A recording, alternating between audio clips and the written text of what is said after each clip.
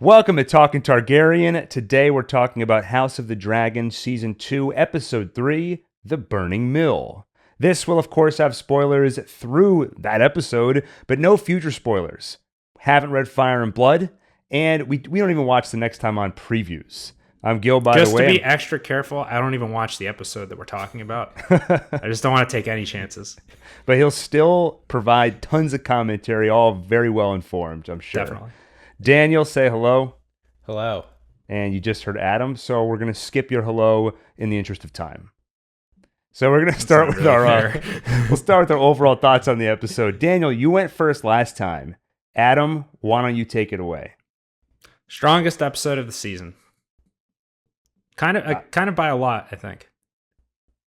I agree with that. I did think it was my favorite so far. Not necessarily. Daniel looks shocked. Wait, Gil, go ahead. Well, I was going to say, I wouldn't say by a lot. To me, it was just pretty much everything I liked about 2, which I liked more than 1.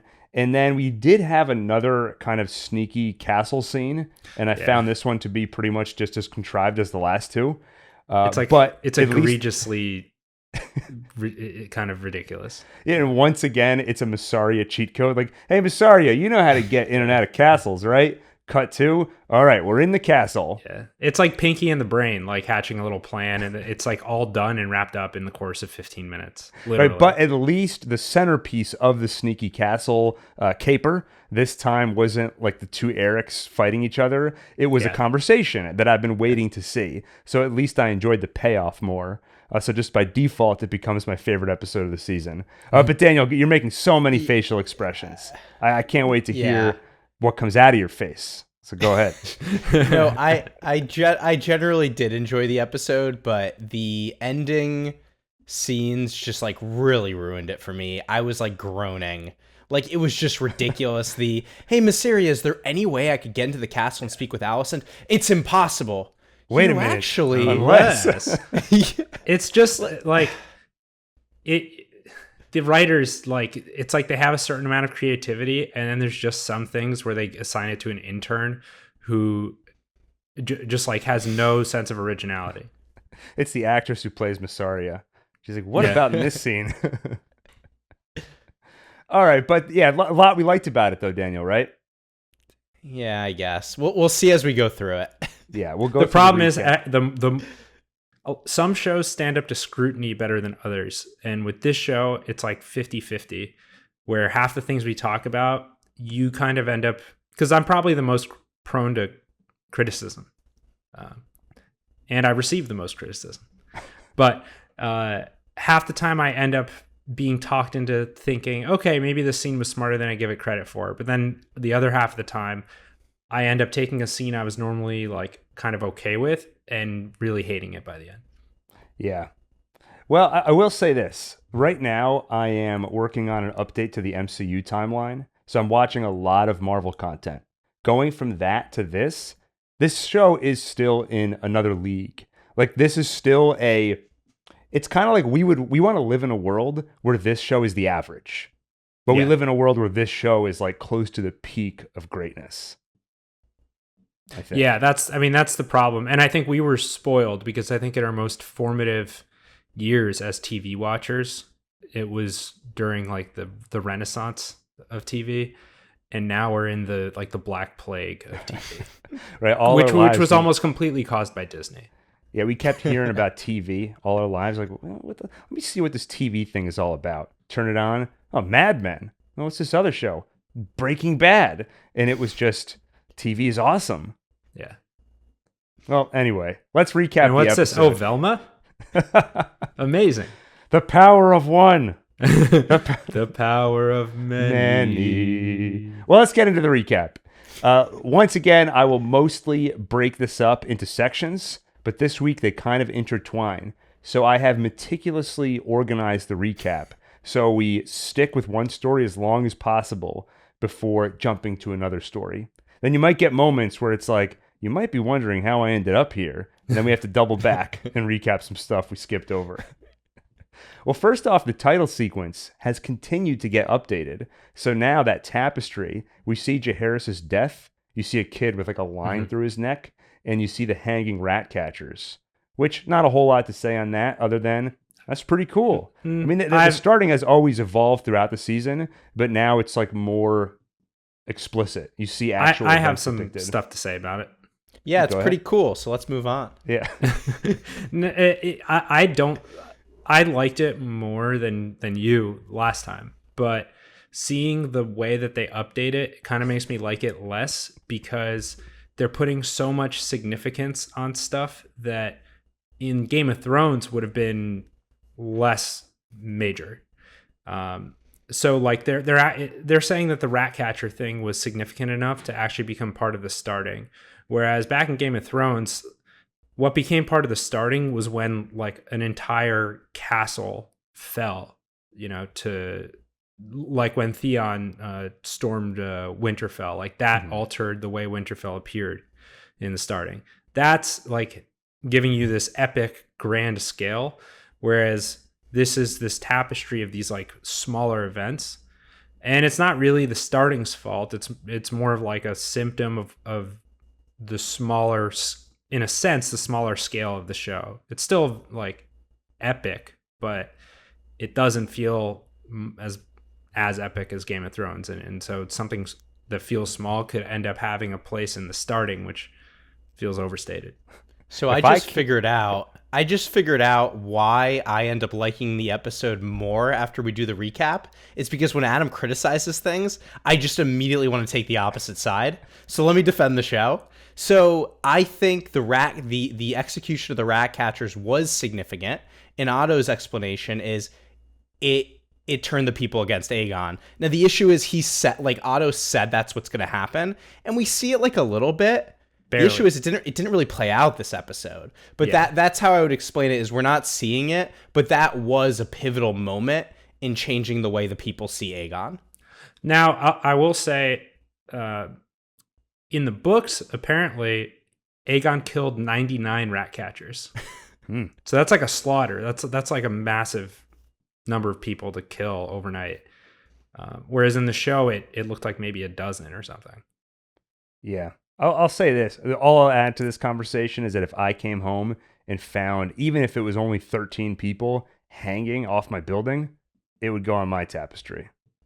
It would be a significant event in my life. It would go in your scrapbook of like fond memories. Gil sees these people hanging, and he's like, I got to get home to my tapestry. Wait, well, let me count. If it was 99, I would write it down, but this is... Well, let's go... Maybe for a doily, but not for a tapestry. You guys want to head to the Red Fork? Smell Smell that? that? Fork? Fork? That can only mean one thing. We're at the Red Fork, a river in the Riverlands, which is not far right now geographically. We're not far from Harrenhal. We see House Bracken and House Blackwood bickering. This is a centuries-old feud. You might remember in Season 1 when Rhaenyra was getting all those marriage proposals, and then a kid and this other guy just start fighting each other. That was the Brackens and the Blackwoods, and everyone's like, they're at it again. Why do they hate each other? This is the best part. They both have the same reason. The Brackens say, well, we were kings of the lands until the Blackwoods usurped us. The Blackwoods say the same thing. So who's right? Nobody even knows anymore. It's lost in time. This whole series reminds me of the idea, or like the theories behind gang violence. And they've even tried to do like computer models where like based on one gang murder of like another gang member, they can try to predict how many subsequent killings there will be as like retaliations back and forth. And it's like, I don't know, do maybe, I don't want to get us in trouble, but like, do modern like Crips and Bloods know why they hate each other anymore? Like, yeah, I don't know. It's a good question, but even if Probably not not. them, you can probably go to plenty of actual feuds where it's hard to trace back what is the true starting point for all this. Yeah. And like the calculation of how many people will die. One thing I thought about as a kid, and I think Star Trek actually did a story about this. I know where you're going with this. Yeah, if you could just put it all into a computer simulation, we calculate how many people are going to die and who's going to win the war. There's no reason to go fight it now. Now, did they take it a step further where they were like, we're actually going to execute that many people so we don't have to go through the trouble of a war? We'll kill the correct number of people, wrap this thing up. I might have made up that part. It's really weird that no one in our family has watched Star Trek. I think there's been a lot of attempts, I think. I watched like that. 2 episodes from the original series and I liked it. But I'm following like the Reddit recommended sequence and like watching order. So they do have some episodes that they just say to skip. Mm-hmm. But I don't know. I think we would like it. All right, now the Trekkies are going to come after us too. This is great. Well, the Brackens and the Bloodwood, the Brackens and the Blackwoods, they have another excuse to fight now. The Brackens are on Alicent's side, and the Blackwoods are on Rhaenyra's side. And you can see little snarky remarks like the Brackens go, "You babe killer." Like, what was that? You're your false queen. Rhaenyra's a kinslayer.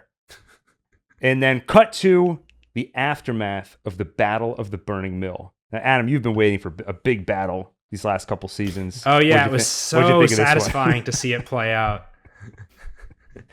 I think it's pretty on the nose theme here, right? Violence begets violence. Mm-hmm. Basically, this scene says in about 2 minutes what it took Attack on Titan a decade to spell out.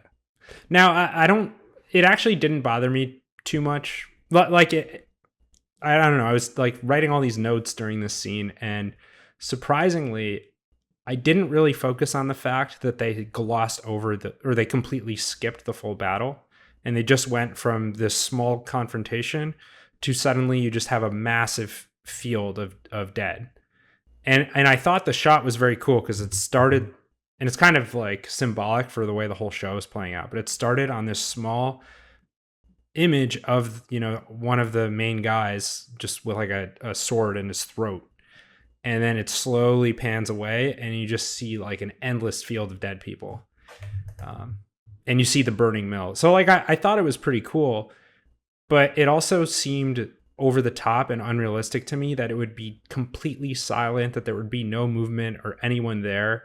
I mean, at minimum you'd have people there like trying to get moaning and in pain. and you'd also have people there trying to loot and like steal from the dead bodies and stuff. Like that was a perfectly good sword just sticking out of that guy's throat, and back in those days that would have been pretty valuable. I would probably wait a little. I would wait to make sure I stopped hearing any of the moaning and there's no movement. So I wouldn't want to walk out there and then end up with like a knife in my ankle. I'm like, why'd you even do that? You don't even know what side I'm on. But yeah, I have no complaints about skipping this battle. I mean, the whole point, I think, is that it was a pointless battle that's just grown out of this centuries-old feud that nobody even knows why it started. We're not invested in this battle for any reason. So it was more about making that point. And I thought it was effectively done visually for all the reasons you said. Yeah. It's showing you this, like, the ripple effect through the more common folk. And these weren't even, like, the small folk. These were still people with like connection to notable houses. And another notable thing is just how young the people were in the initial conflict, which is just like another big theme for the show. Yeah, at first it was almost comical to me the way they were. Yeah, like they have, neither of them have any idea what's really going on between Rhaenyra and Alicent, who's killing who. But it's like they both know the party line of what they're supposed to say. Yeah. By the way, do you think, were we supposed to see that battle as taking place like immediately after that confrontation? That's how I saw it. It's just like I was a little confused because it's like two really small groups and then all of a sudden there was a big battle. Like, how would that have played out? You think people hear about it?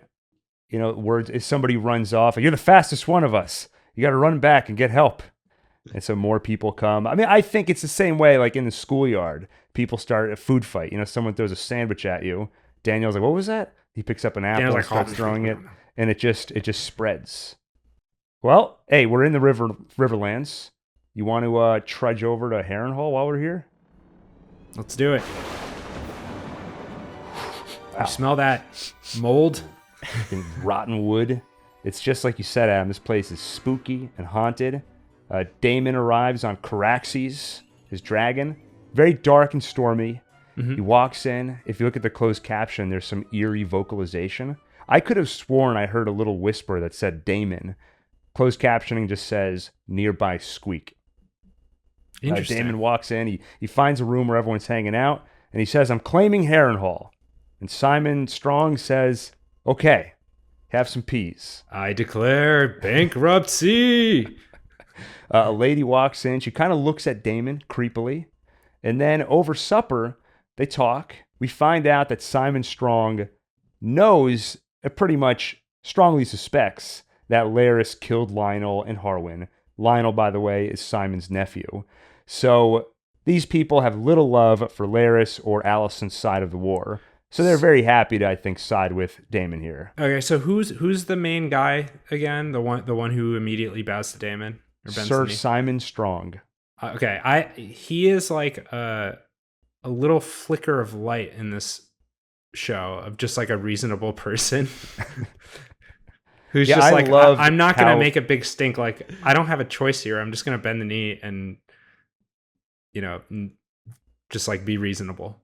Is one thing that always makes me angry in TV shows is when someone is like, say you'll be loyal to me, or you got to sign up for this, or I'll kill you. And they refuse and end up getting hurt. And I'm like, if it were me, you just go along. And you could always change your mind later. Yeah, you buy yourself some time. Right, and that's exactly what Simon... I think Simon has no intention of going the other way. He's like, I mean, I think whoever got there first, he probably would have signed up with. Yeah. But I think he's happy that it happened to be Daemon, or at least somebody that's on the opposite side of Larys. Mm-hmm. And now, last episode, I had a lot of complaints about the lack of focus on process. And obviously, I mean, we just mentioned that they skipped over that whole battle and whatnot. But they did take the time to show Daemon like landing in Harrenhal, slowly making his way through the castle, looking around, like stealthily holding up his sword, and you see the fear and the tension and sense of danger. And that was common throughout the entire episode, is focusing on these smaller moments of tension and fear from characters who don't normally look afraid, which I really enjoyed that. And yeah, so I thought Daemon's entrance was very well done. Yeah, I think the cast did a really great job in general in this episode. A lot of moments where I was just fascinated by the expression on someone's face, and I'm just trying to get a read on them. By the way, the director of the episode on the official podcast, she talked about a little bit of what they were going for with Daemon on his dragon. Last time we saw him, he was storming off from a frustrating conversation with Rhaenyra. So this is meant to be the equivalent of the guy storms off, gets drunk, and then he's driving his car like in an unsafe way. So you see him on the dragon, and it's very unstable in this storm. So they kind of got that vibe.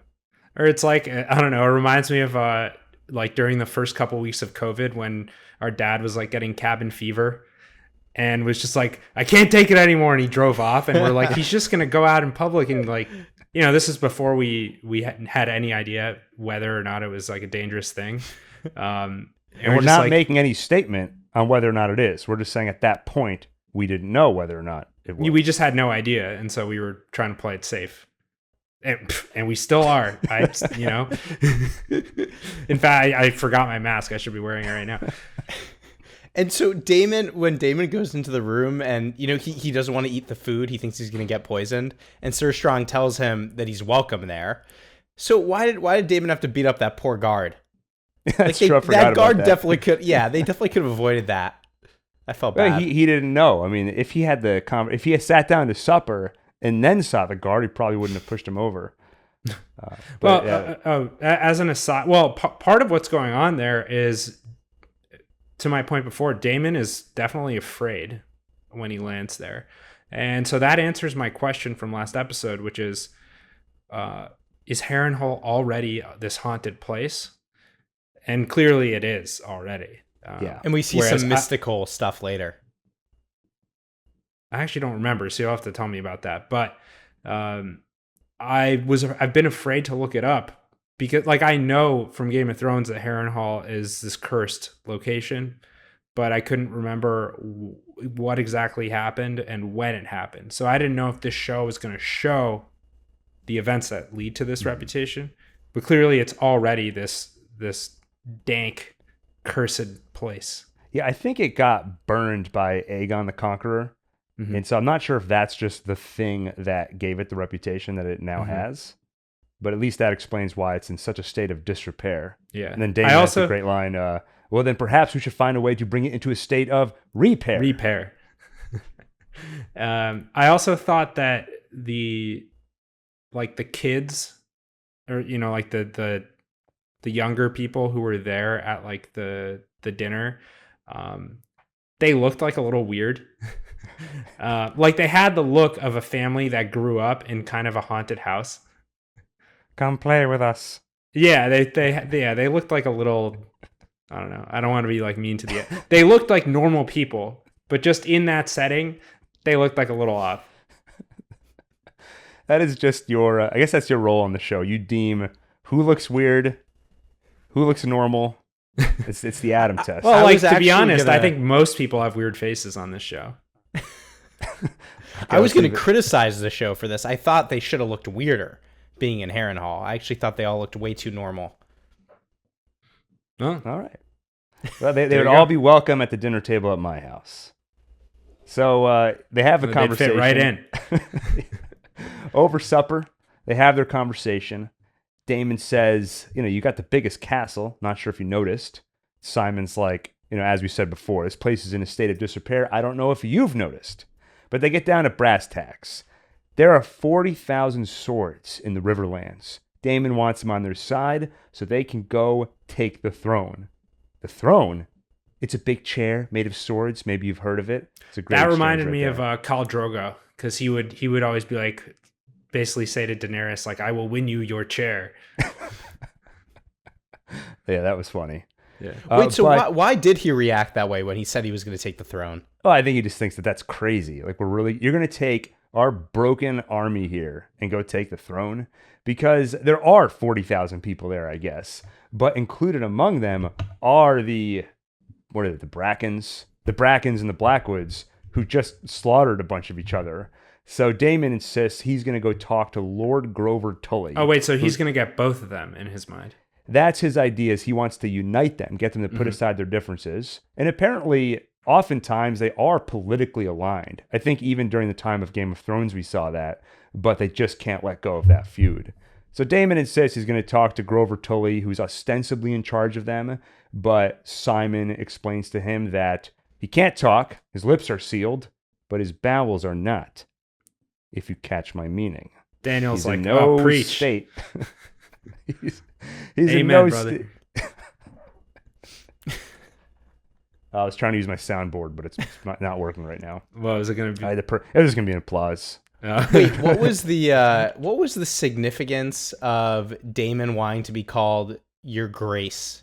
Yeah, that's an important instead of moment. My Prince. I was going to come back to that. So basically, if he were actually king, he would be called, Your Grace. And now technically he is king, but he's king consort, right? He's only king because he's married to the queen, the one in charge. Is that like a concubine? No, I don't think so. Not exactly. I think Daemon I know it isn't, but every time I hear consort, I think about that.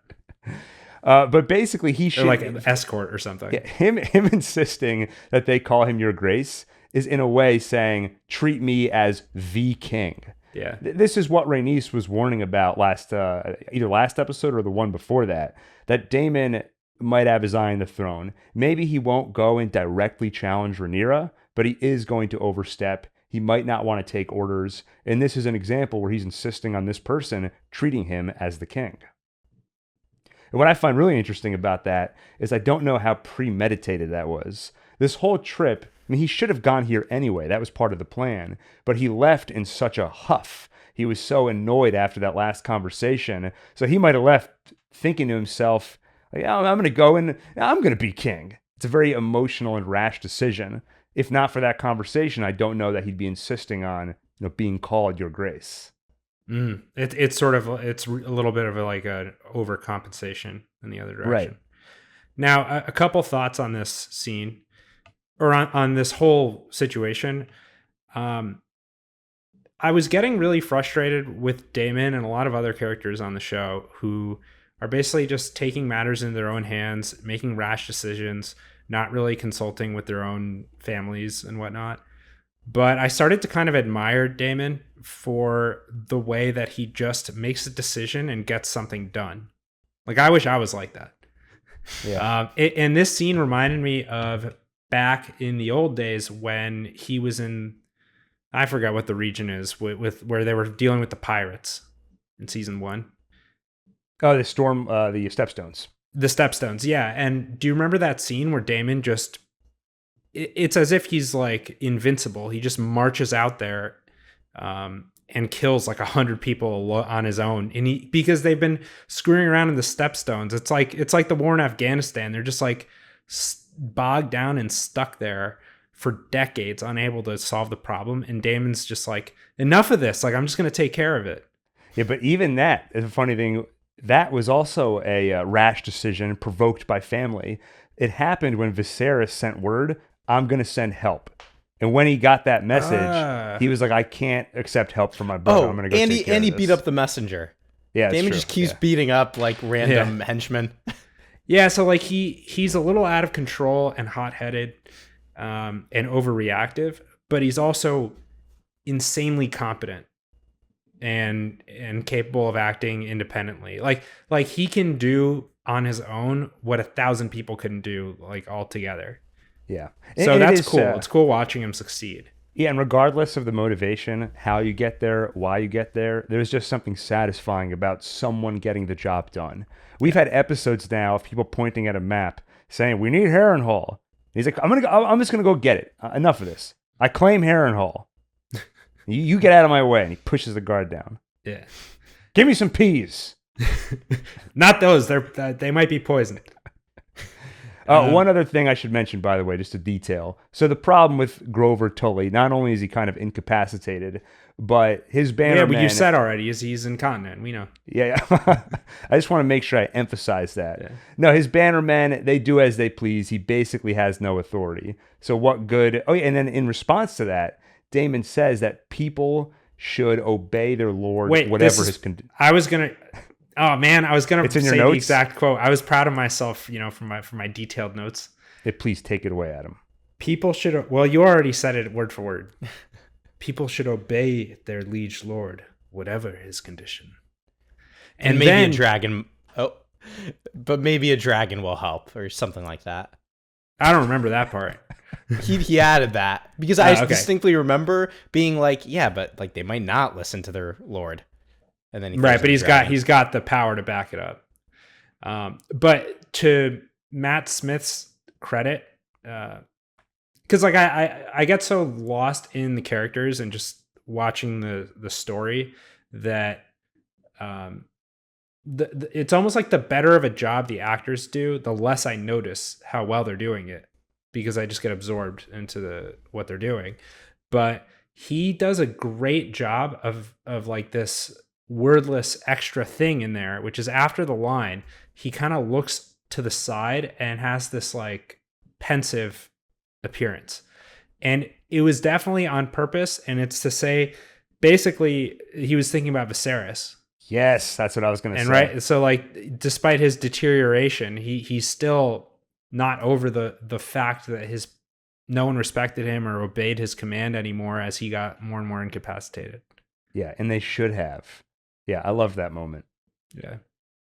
And like, it's nice seeing the loyalty that he has ultimately to Viserys. And like, he still cared about him, even though it was a very complicated relationship.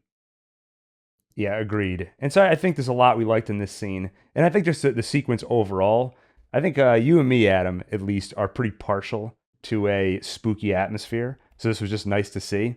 Yeah. Along with just generally, it's been nice to see more locations this season. It was just so moody. It's this dark, bombed out castle, the heavy rain. I thought it was just great. Meanwhile, Daniel's like, oh, it was too scary. I had to skip it. I was worried I'd end up like Grover needing diapers. I hid under the covers. Yeah. Well, later on, Damon has an experience of sorts, possibly a dream. There's somebody trying to get into his chambers. He goes out and he finds a child Rhaenyra. Millie Alcock makes her return. She's stitching Jaehaerys' head back on, and she says to Damon, "Always coming and going, aren't you? And I have to clean up afterwards." And Damon kind of tears up a little bit. And then he wakes up. He's standing outside. he sees that lady again, and she says, "You will die in this place." And he's standing by a tree. That's right. Daniel, you, I feel like, have a keen insight into the human psyche. How did you read this scene?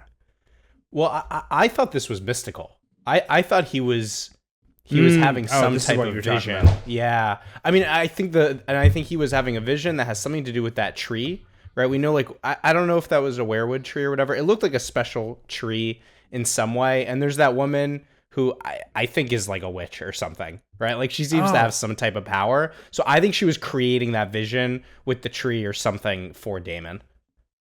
You know what I just remembered once you mentioned the werewood tree? Bran is watching all of this. That's true. Oh, we talked about this in season 1. I was hoping as an Easter egg, you would just see Bran standing in the background of certain scenes, just like peeking over corners. Yeah. For all we know, that lady, that was Bran speaking through her. That's how I interpreted it. Yeah. That's obviously... yeah, go ahead. Daniel. No, I was just going to say, I think it's mystical. I don't know if Adam has any insight on that. And then I think the other part is like, yeah, I think Daemon feels guilty. Like, Daemon knows he always screws stuff up. And he knows he screwed up the Jaehaerys thing. And I think he feels guilty. And I think he feels a responsibility to Rhaenyra to, like, you know, he sees her young, like, as that little girl that she was. And I think he feels responsibility to take care of her, but he keeps getting in the way. I think you hit the nail on the head. Yeah, and I think in terms of the mystical, they definitely set up a sense of there is a strange presence here when he first walks in, right? The eerie vocalization. So I definitely read a degree of something mystical, but I still think the things he saw were like a dream coming from within.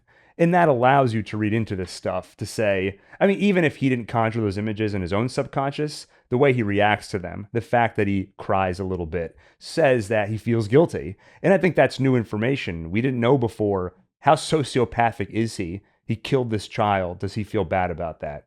Is he self-aware enough to realize the mess he creates for Rhaenyra and she has to clean up after him? And I just thought it was it's a little bit on the nose. Like, oftentimes I really don't like dream sequences that just spell out what a character is feeling. Yeah. But I will say that the image they chose, we haven't seen the child Rhaenyra in a while, and I never expected to see that actress again on this show. So that's striking. And then her sewing the child's head on. I've never seen that image before in my life. So that's something really memorable. So I think it almost made up for the on-the-noseness of it by just doing something so striking. And then it takes it all away, because how many times have I seen in a horror movie, "You will die here"? Yeah. So I was going to say the same thing. That felt clumsy, just that one part. That was like beyond on the nose. That was like inside the nose. and the line was just awkwardly delivered. It just sounded like you gave it to a random person on the street who has no acting experience. And they're just like, "You will die in this place." Did I get it? Did I say it right? That's like in, what's the game where Skyrim? Skyrim. There's so many voice lines that they couldn't edit them all down, right? And so you have like little clips of the voice actors after the line being like, "All right, we got it." Yeah, you're in a fantasy setting and someone's like, "You must go into the dark forest and retrieve this ring for me." Wait, hold on, let me try that again. "You must go into the dark." Yeah, so that took me out of it a little. But overall, I thought it was one of it's in like the top 5% of effective dream or nightmare sequences.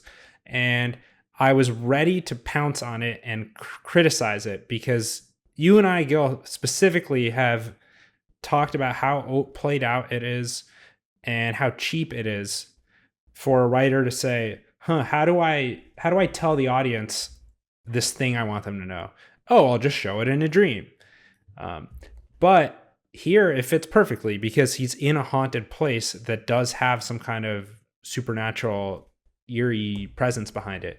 So for him to have this kind of vision, to Daniel's point, it is mystical and it actually makes sense. So to me, it didn't bother me. Yeah. And also, generally, it was very suspenseful. Like this whole scene of being in this creepy castle where he's like welcomed, but he doesn't really trust everybody there, and like having the sword on the door and like all that, I was really hooked. Speaking of haunted, Alun and I, and speaking of cliched, Alun and I, we were watching this together, and we both expected that you were going to find out he's actually alone in the castle. There was no Simon Strong. There were no people. Yeah, I had the same feeling. Damon's going to spend the whole season bumbling around alone in an empty castle. Some old man comes over and says, "This castle's been abandoned for decades." And He Damon was just shoves dead him the over. whole time. All right, well, let's get out of this place. Too creepy. Daniel's about to run out of here. Yeah. Let's go to Dragonstone. They've been cleaning up, so it smells pretty normal here. Except for these bodies rotting in the ground. Smell those eggs. Smell those Eric's. Yeah. We have an Eric funeral. Jace is kind of like, Eric sucks. Sullies the grave of his brother. Rhaenyra says, I can't fault him for keeping his oath. So she understands it's not his fault. This was ordered by Alicent or someone on their side. But Rhaenys offers her opinion, and she's 100% right in what she says. Otto would never have allowed this, the whole twin assassination plot. Hotter blood has prevailed. The young men have taken the bit in their teeth. They wish to punish, to avenge. Soon they will not even remember what it was that began the war in the first place. So more on that theme. I don't know if you guys get it. Is violence begets violence? You picked up Is on that true? But are they going to forget that they took the throne from Rhaenyra? Like, I don't feel like anybody's going to forget that part. Well, okay, so Rhaenyra says, idiot. It's obvious why this war started. They took my throne. Rhaenys explains, or was it when the child was beheaded? Or when Aemond killed Luke? Or when Luke took Aemon's eye? And that's when it started right there, by the way. It's go ahead. It's cool that they're like the saying like cooler heads will prevail or whatever. Like Rhaenys is the coolest head in this show by many standards. And it's not random. Like, given her backstory, she's been through this, and she got through it essentially bloodlessly because she didn't fight it. And so she's learned how to just like be at peace with maybe like the sense of like loss or of not getting what she deserves.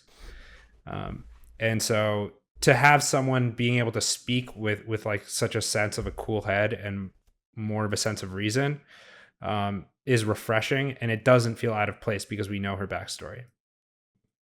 Yeah, I find myself becoming more and more a fan of her character. I mean, it took some time to get over what she did last season. We don't have to relitigate that. But the beast beneath the boards, I just still feel bad for any civilians that were caught in the crossfire there. But I never much cared for the people, innocent or above the otherwise. boards. Rhaenys, by the way, at the end of this conversation, she tells Rhaenyra that this doesn't have to happen. We can stop this war. You need to go talk to Alicent. And Rhaenyra reveals that Alicent actually sent her a raven, but she hasn't been able to bring herself to read the message. Which you guys can relate to that. Send you guys messages all the time. I see it's not been read. And I know you see it in your notifications, but you're like, I just don't want to deal with this yet. Rhaenyra has text anxiety. Yeah. I can definitely relate. So there's a little bit of spelling out the subtext more here about the whole sin begets sin, a line that someone actually says. Actually, Simon says that to Daemon when Daemon's like, why the Brackens and the Blackwoods fighting? And once again, Simon spells it out. It's been lost to time. Sin begets sin. No one even remembers. And I think here, I really appreciate Rhaenys's, like you said, cooler heads. I appreciate her intelligence. To some extent, I'm a little disappointed in Rhaenyra. I would hope that she wouldn't need this spelled out. But you can see the different levels of understanding. Right? Jace is at level 1. He's bad-mouthing Eric, and he's blaming him. Then Rhaenyra is at level 2. She sees through that. It's not really Eric's fault. There's something bigger at play here. It's Alicent's fault. But then Rhaenys, she goes to level 3. Everyone's got blood on their hands. We need to find a way to stop this war. And I think by the end of the episode, she gets Rhaenyra to that place too. It's like that meme where you see like the thing gradually being more and more enlightened. That's right. It goes Jace, Rhaenyra, Rhaenys. Yeah. And then Bran at it's the like, bottom. Is anybody else getting a little bored of this we can prevent the war thing? Like, it's been episodes of people being like, we're at war. No, we're not at war yet. We're at war. And I It's just actually don't one of my see favorite anybody... aspects of the show, honestly. Yeah, I actually I kinda like like the it. tension of them. Is how many times have we seen war movies and war shows? We're watching people try to stop a war. So I like that idea, but I guess I'm not seeing anyone do anything to try to stop the war. Like, it just feels empty. Well, and then when we do see it, it's very so clumsy in this episode. That's my So, problem with that. I love the idea of it because, I mean, whenever I see like a misunderstanding that leads to catastrophic consequences in like a story, in my head, I'm like, why can't they just sit down and figure out a way to resolve this without killing millions of people? And so this show is actually like addressing that, but they kind of screw it up. Yeah, they just botched it. But they're at least keeping it as like a possible route. The not only did they botch it though, but the other problem is we know it's not going to work. We know there's going to be a massive war. So Yeah, there's no suspense there. But I do at least appreciate that there's like someone is trying to figure this out without violence. Yeah, I think I find there's different reasons you're compelled by something. Part of it is what's going to happen. There's the tension. And then in cases like this, it's less about that, and it's more like human experiment. I'm just so intrigued to see what happens when Rhaenyra and Alicent talk in this situation. How does that conversation go? And so despite the fact that we kind of know where it's going, it's still compelling. But we get another conversation between Rhaenyra and Mysaria, where Mysaria at this point seems to have aligned herself with Rhaenyra. She's no longer Switzerland in this situation because she realizes the common folk are going to be ruled by either Team Black or Team Green, and only one has shown her mercy. That would be Rhaenyra. Go ahead. It's not a reaction to that in particular. The whole Mysaria character, she's just like this convenient tool for the whole plot. It's like, oh, they have to set it up because we need to figure out a way for Rhaenyra to actually get to go to the castle to King's Landing so that she can meet Alicent face to face. And so Mysaria is the only way that can happen. And so then we need, her to somehow get involved and then win Rhaenyra's trust. It's like, it's just like this little chain of causality that they planned out in advance. It's like the only way we can get from point A to point B. And compare it to, her equivalent of like Littlefinger or Varys in Game of Thrones. Like those were like fully fleshed out real characters. Yeah. It's like, so much more earned. advanced. Yeah. Yeah, I think she's somebody that should be an interesting character, but all the interesting parts of her life happen off screen. And so all of her development comes from every time we see her, there's a monologue about what she came from, her old life. Then there's a little monologue about where she is now. So it's like a status update. And then she goes away for a while. Then it happens again. So yeah, I won't belabor the point. She just feels like not a real character and just sort of a cheat code to get Daemon or Rhaenyra into the castle or anybody wherever they need to go. Okay, so here's a comparable character that was much more well executed in Game of Thrones. What was her name? The Red Woman? The one witch, Melisandre. Melisandre, right. Yeah. In the audiobooks, there's no consistency, but it's often pronounced as like Melisandre. But she's in some ways serves a similar role where it's like she's this fish out of water like presence who ends up driving a lot of the plot while also not being a main character. But she never, aside from the latter seasons, she never felt like she was there just so that the plot could happen. Like she had her own motivations. She had some like mysterious qualities, and she had complex relationships with the different characters. Something about it just felt much more natural. Yeah, no, I agree with that. Yeah. Another I will say detail- Mysaria's accent is getting less grating. That's true. Yeah, I think they did tone it down a little bit this season. And I always have to caveat, we're not like judging anybody's accent here or anything, because I saw NPR, Vanity Fair, other major publications also took issue with the accent. So we're not There you missing go. something, okay?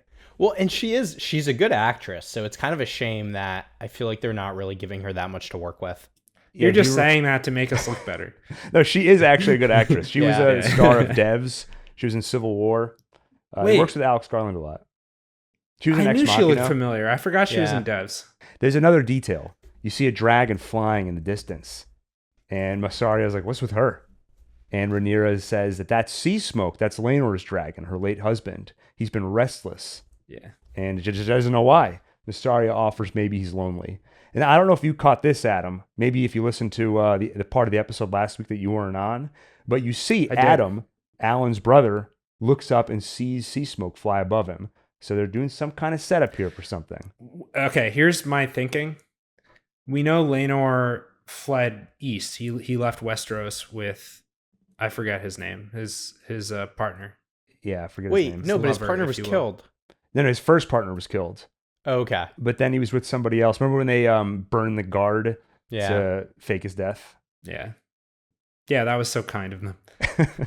Everyone's got black marks on their record. That Yeah. one's for Damon, and he's got a bunch. That's the one for Rhaenyra, probably, is that guard. I always think about that. Yeah, that's fair. Maybe they had maybe they had to get rid of the guard anyway. Like maybe he did something bad. Or Maybe he was like wanted to- terminally ill. Yeah, Yeah, or it he was wanted to euthanasia. die. Yeah. All He's right. like, I'm feeling blue today. We fixed it. You're welcome. Yeah. So they're definitely setting something up for Laenor to come back.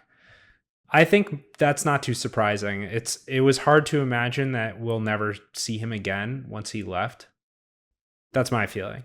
Especially because at least in the lore of Game of Thrones, when the dragon's rider is still living, that dragon can never be used by another person. There is like a spiritual connection between them. Interesting. So Sea Smoke is restless because actually, I don't think dragons have concrete genders. I think technically they don't, but they yeah. are often called she or her, I think, because they Yeah. have eggs. So I guess Daniel should be a she then. I don't know what that means. I think you made some joke about him having eggs earlier, so I guess this is technically a callback of some kind. I don't remember an egg joke. I don't either. I just liked implying that Daniel lays eggs. All right, Yoshi, keep going. Yeah. I mean, you've tried sitting on eggs to warm them up before cooking them, though, right? Everybody I mean does that's that, normal. right? Yeah. Thomas Edison did that. I wrote my biography about him in 4th grade.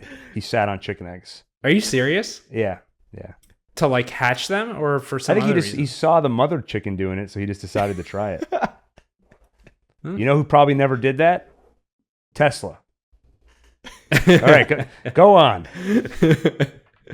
Wait, so... Oh, go ahead. Go ahead. Okay, so Laenor is definitely coming back somehow.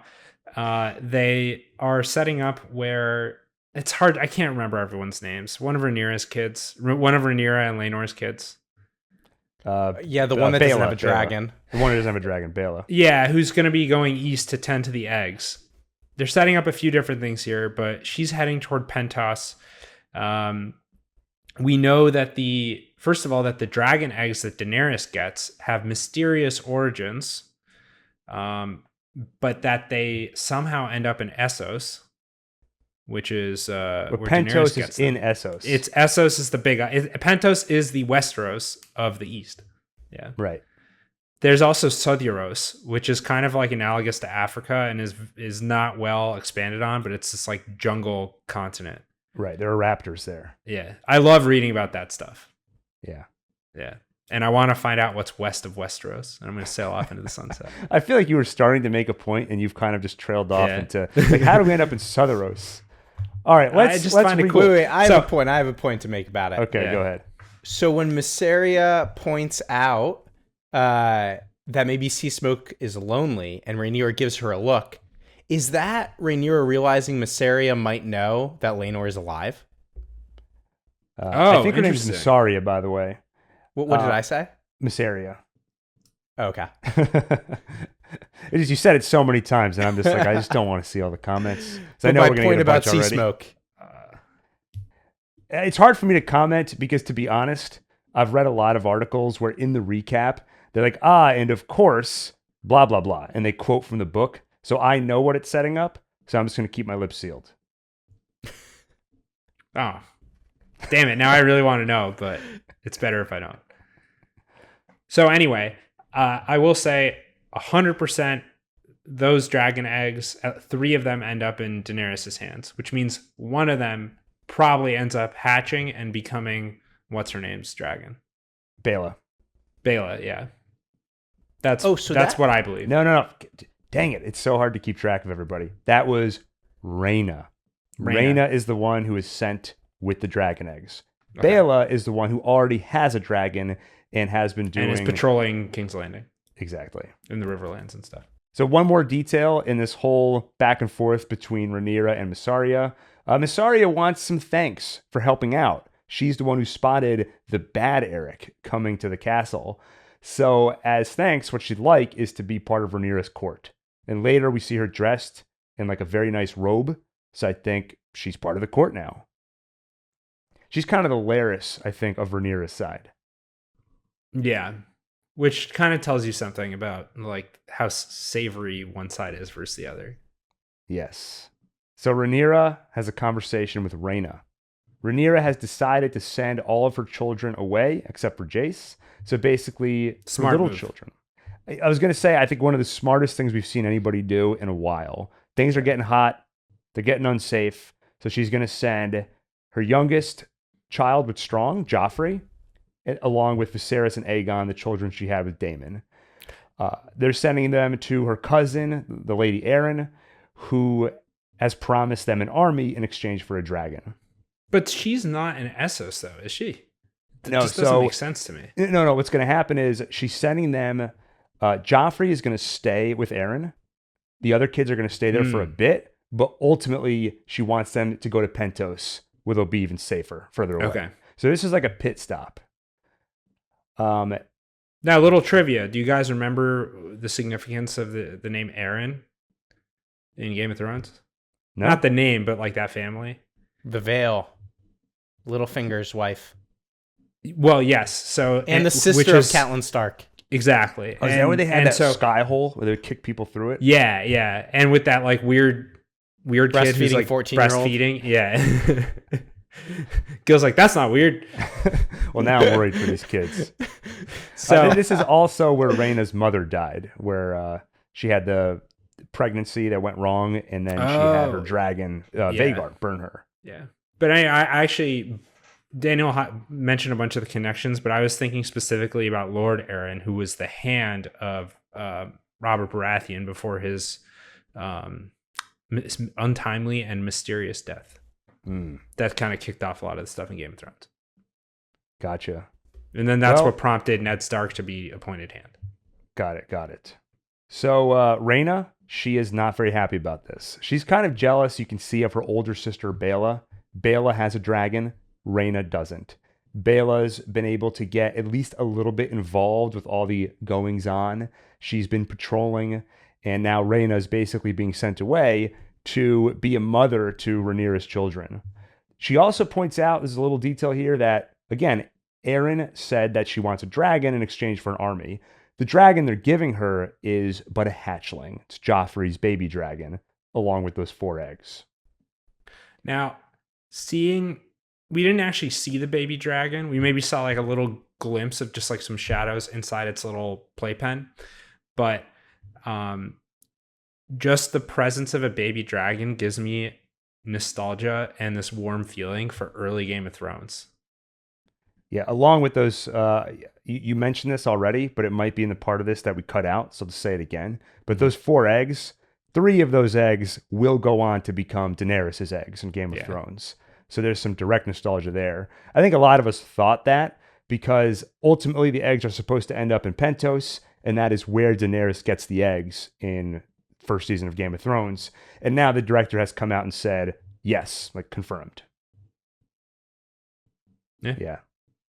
So a lot of ways into nostalgia from this. Yeah. I mean, when I think about that first season, I get such a warm, fuzzy, nostalgic feeling.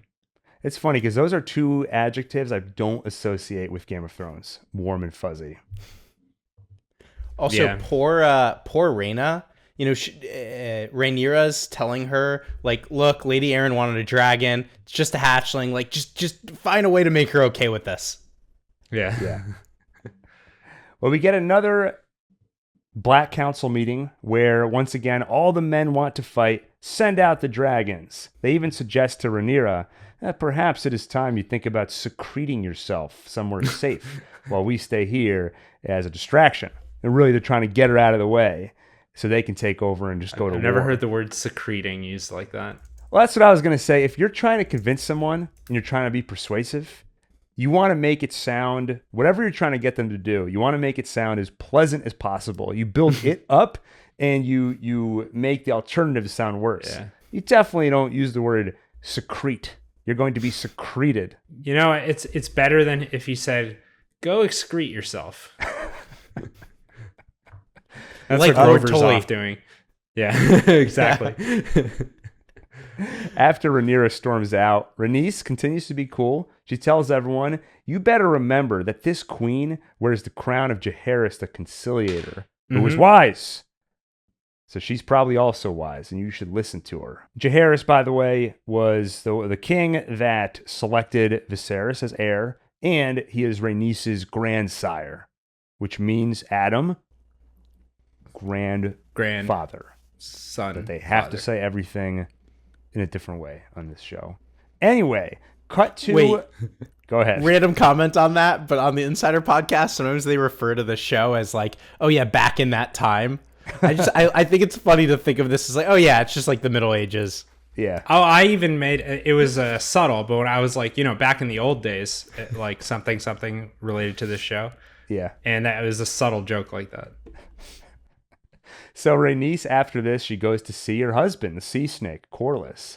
It turns out that after Luke's death, the current heir to Driftmark is Joffrey, a boy that doesn't know anything, and he's young. So Rhaenys offers we could make Rhaena the heir. And Corlys isn't happy with her either. She's a child. She knows nothing of ships.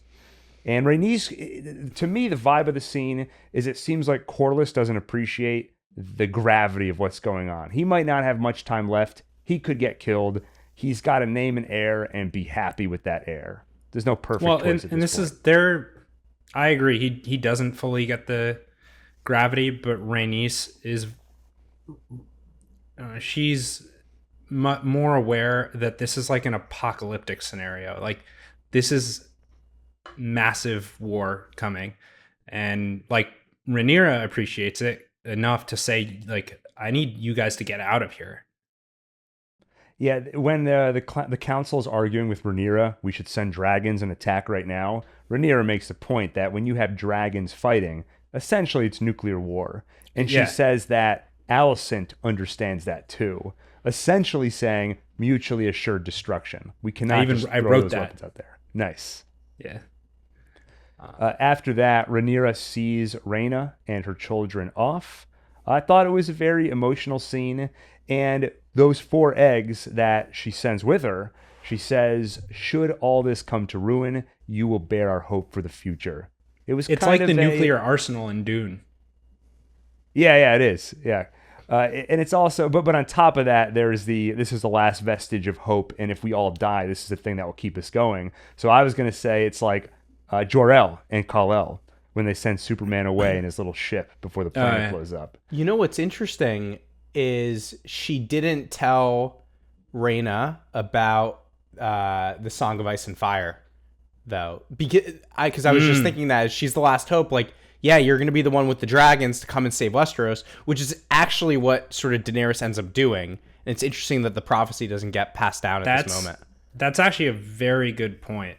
And to me, just feels like if the writers remembered, they would have included that. No, come on. They even talk about the Song of Ice and Fire in this episode. The dagger is featured prominently. We'll get to that in a bit. It was definitely a choice. I feel like Rhaenyra guards that. For her not to mention it? Yeah, it was a choice for her not to. I definitely don't think you can say the writers forgot. In her mind, it's like the entire human race is under the some looming threat of this like prophecy. And so if she's actually saying you might be like, you're like our human like going in the fallout shelter. She really should know. Well, so I disagree. I think you're right in theory, but I don't think that's really what's happening here.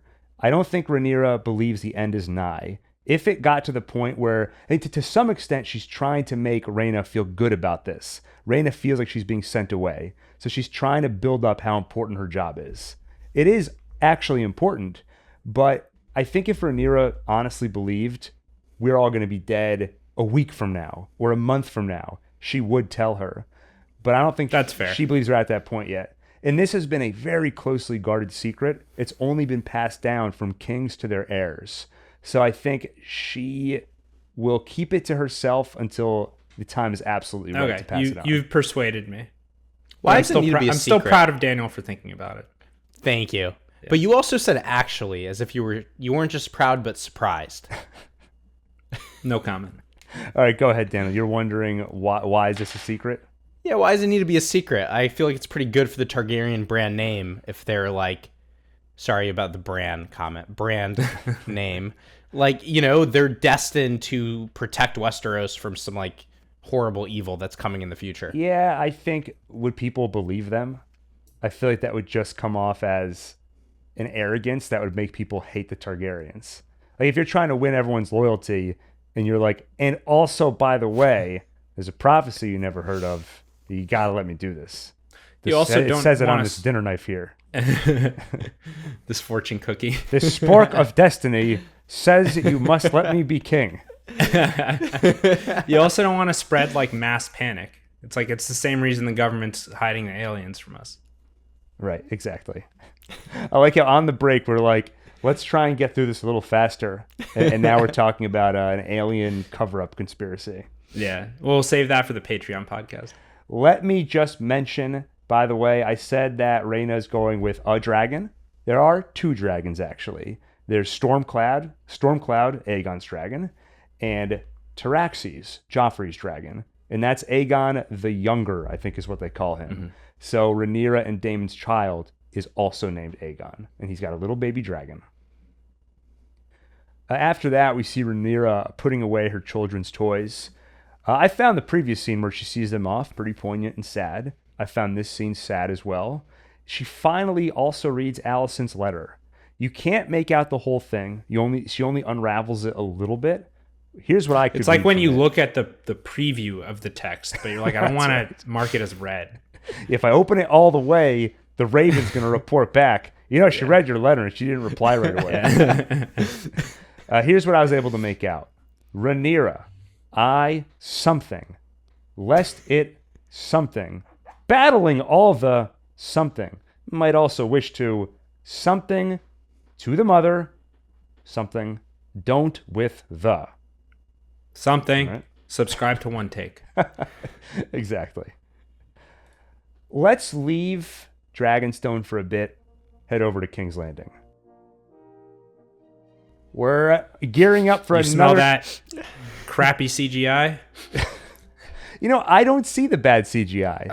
Every time they show a city, every time they show a big, expansive background, it looks so bad to me. I don't normally fixate on this stuff, but it's, I don't know, I'm seeing it in a lot of shows now. It's not just this. Like, I've been watching Shogun, and I'm still catching up, but Poison Peas. Go ahead. Every time, so similarly on Shogun, every time they kind of zoom out and show you something that would be very expensive to do with practical effects, it looks to me like the intro cinematic for Civilization 3, which is a game that came out, I don't know, like 20 years ago. Like it looks just as good as the cinematics for Diablo 2 did. And those looked good, but they don't look like real life. And so when I see everything about King's Landing looks too smooth and perfect and not real. Like Neo's trench coat from Matrix 2. Yeah. That's not the first time it's come up. No. I don't know. I don't know why. I don't normally pay that much attention to the CGI stuff, but something, maybe because I play so many video games, I really hate it. I've been playing a lot of video games, but really retro ones. So at least I can say it looks a lot better than Donkey Kong Country on the Super Nintendo, which looks pretty good. It looks great. Yeah, I'll just say I've heard people say exactly what you're saying. And when I hear it, I can think back and say, yeah, some of the establishing shots of a city don't look super realistic. All I can say is in the moment, it hasn't bothered me. Mm-hmm. I'll say that the dragons look awesome. Mm-hmm. And it makes me feel like they're just like blowing all the budget on them. There are some shots where someone's riding a dragon, and when you get a close-up of their face and the sky's flying behind them, it looks does weird look cheesy when their sometimes. face like tilts and moves around on the screen. Something about that looks odd. Well, and do you know how expensive it must be to teleport Rhaenyra between Dragonstone and King's Landing? Like, they got to save a lot of money for that. Yeah. Well, we're in King's Landing. We got a council meeting coming up. It's going to be Cole's, I think, first council meeting is hand. You see him leaning over a chair. There's that great shot where it's from under his face. Yeah. He's like, the hell have I got myself into? What did I write? I wrote something like to the effect of like, Cole looks stupid. Oh yeah, I wrote stupid Cole. And he's walking through, and like there's one of the king's guardsmen like sitting on the stairs and sees him, and he's like, I'll get up. Like, you just have this feeling of no one likes Cole's in charge, nobody likes him, and like everybody's drunk. Like this place is just falling apart. Well, and partly because one of the first orders of business is that Aegon has appointed his dopey friends are now part of the King's Guard, replacing Eric, who was perhaps needlessly killed in what Alicent calls a rash scheme. So her and Cole are bickering a little bit in public. Well, not in public, but in view of the council. But the important thing I have to call out is last week we were wondering, how is Cole going to get the hand pin on his armor? Did you guys pick up on where he put it? It's like a necklace thing, isn't it? No, I thought so too. His necklace looks like a bunch of hands, right? But other people have that same necklace. No, it's pinned to his chair. What a bunch of cowards. Such a cop-out, I have to say. Anyway, so there's a lot of bickering at the meeting over what's the right move. What should we do next? Cole announces we got to go to the Riverlands. We need Harrenhal, which is where Daemon is. I'm going to take some men and go get it. Aegon wants to go with him, and there's a great moment where, talking about the King's Guard and all the men going with Cole, he says, I'm as fearsome as any of them. And there's just an awkward silence, and a guy grabs a drink. I thought was hilarious. By the way, the timing of him grabbing that cup was perfect. It's so, I mean, they're just making such bad decisions, but it's also so funny that they don't actually discuss anything through. Like, nobody's like, you know what, let's make a pros and cons list of marching out to the Riverlands. Yeah. It's just a quick argument and just a terrible decision. It's just like a battle of egos, essentially. And Cole can't admit, like, look, I don't know how to be hand. He can't admit it. Well, here, what I will say, first of all, this was one of my favorite council meetings that we saw. But also Cole is, look, he's not going to win me over, but I have a lot more respect for him than I did before this episode.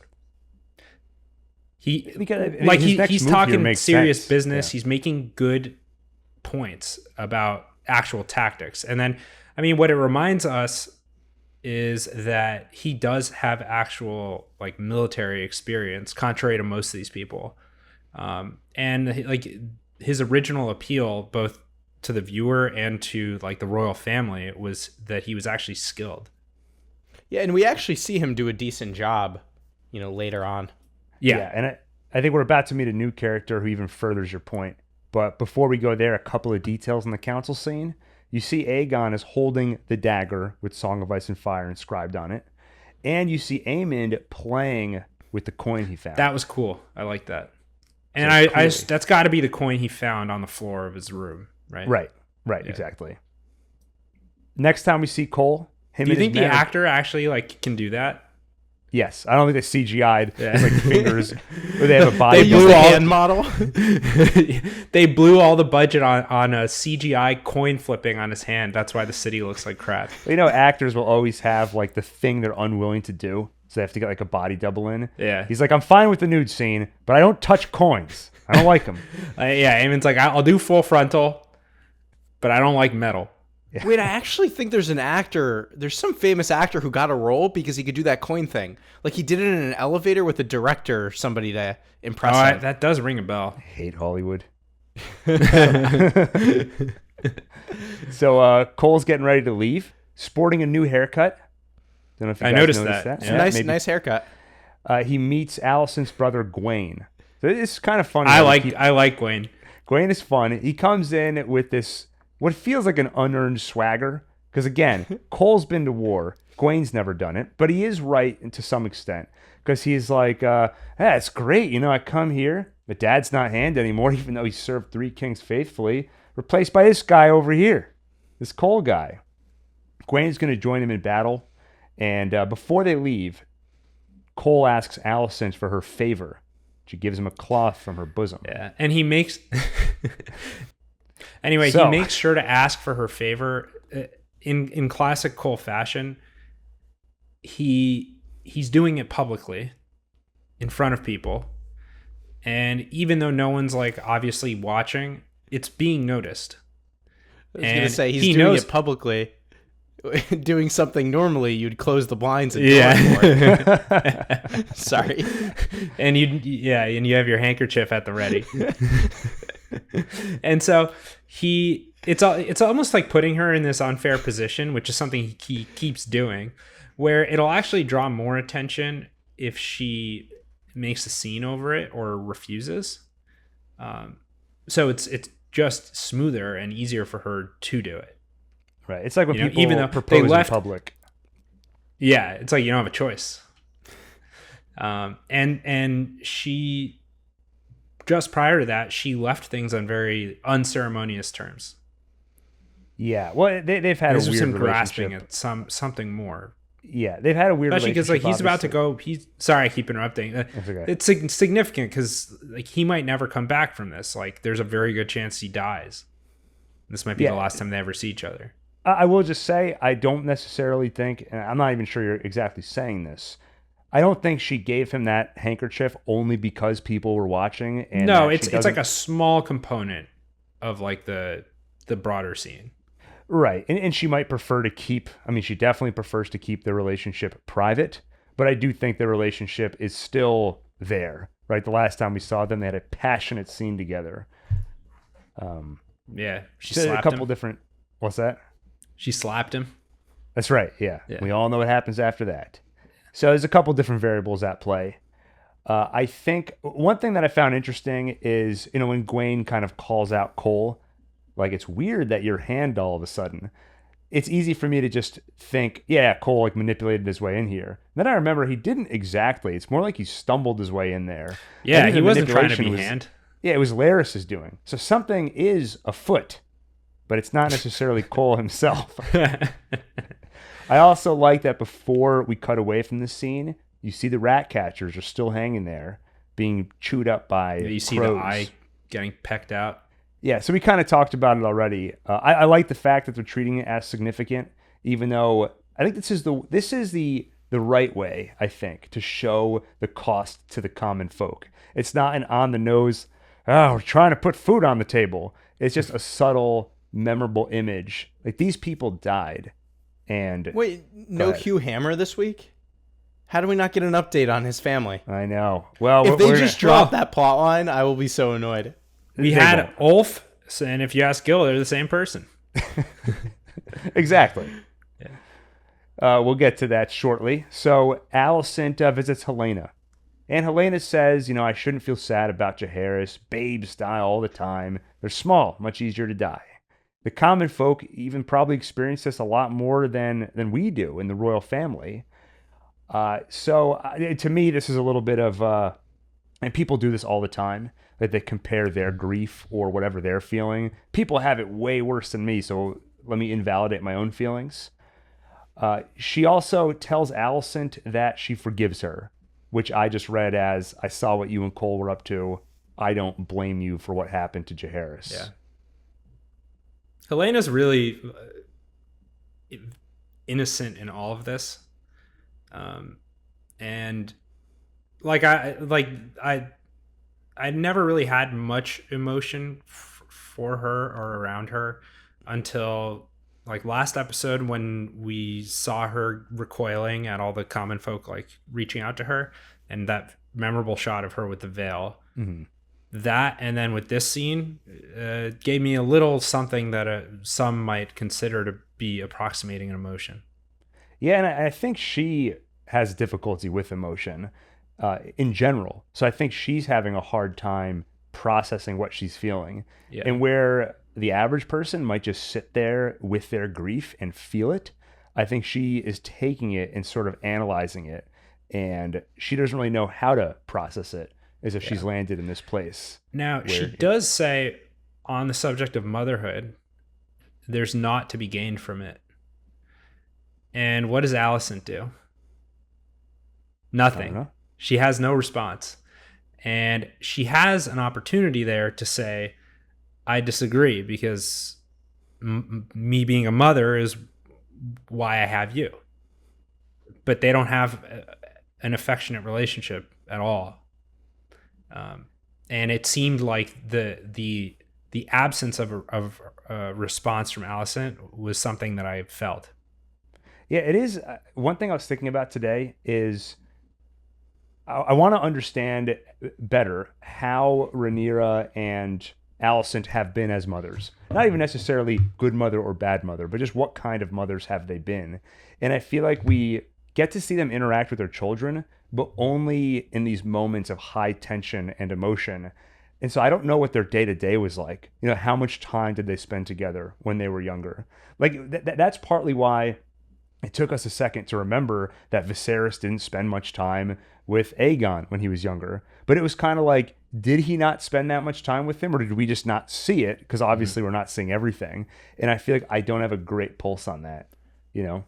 I think we get the sense that Rhaenyra has been much more affectionate to her children than Alicent's been. I think all the examples we see is Alicent is extremely cold and like miserable. And the one thing she sort of does for herself is Cole. And she doesn't really seem to enjoy it that much. And then, but like Rhaenyra, you know, she actually had like a loving sort of affair and even had sort of a decent relationship with her like husband.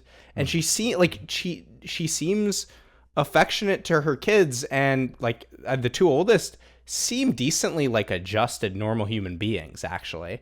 And they were both developing kind of good relationships with their betrothed as well. So I think like Rhaenyra is the more motherly of the two.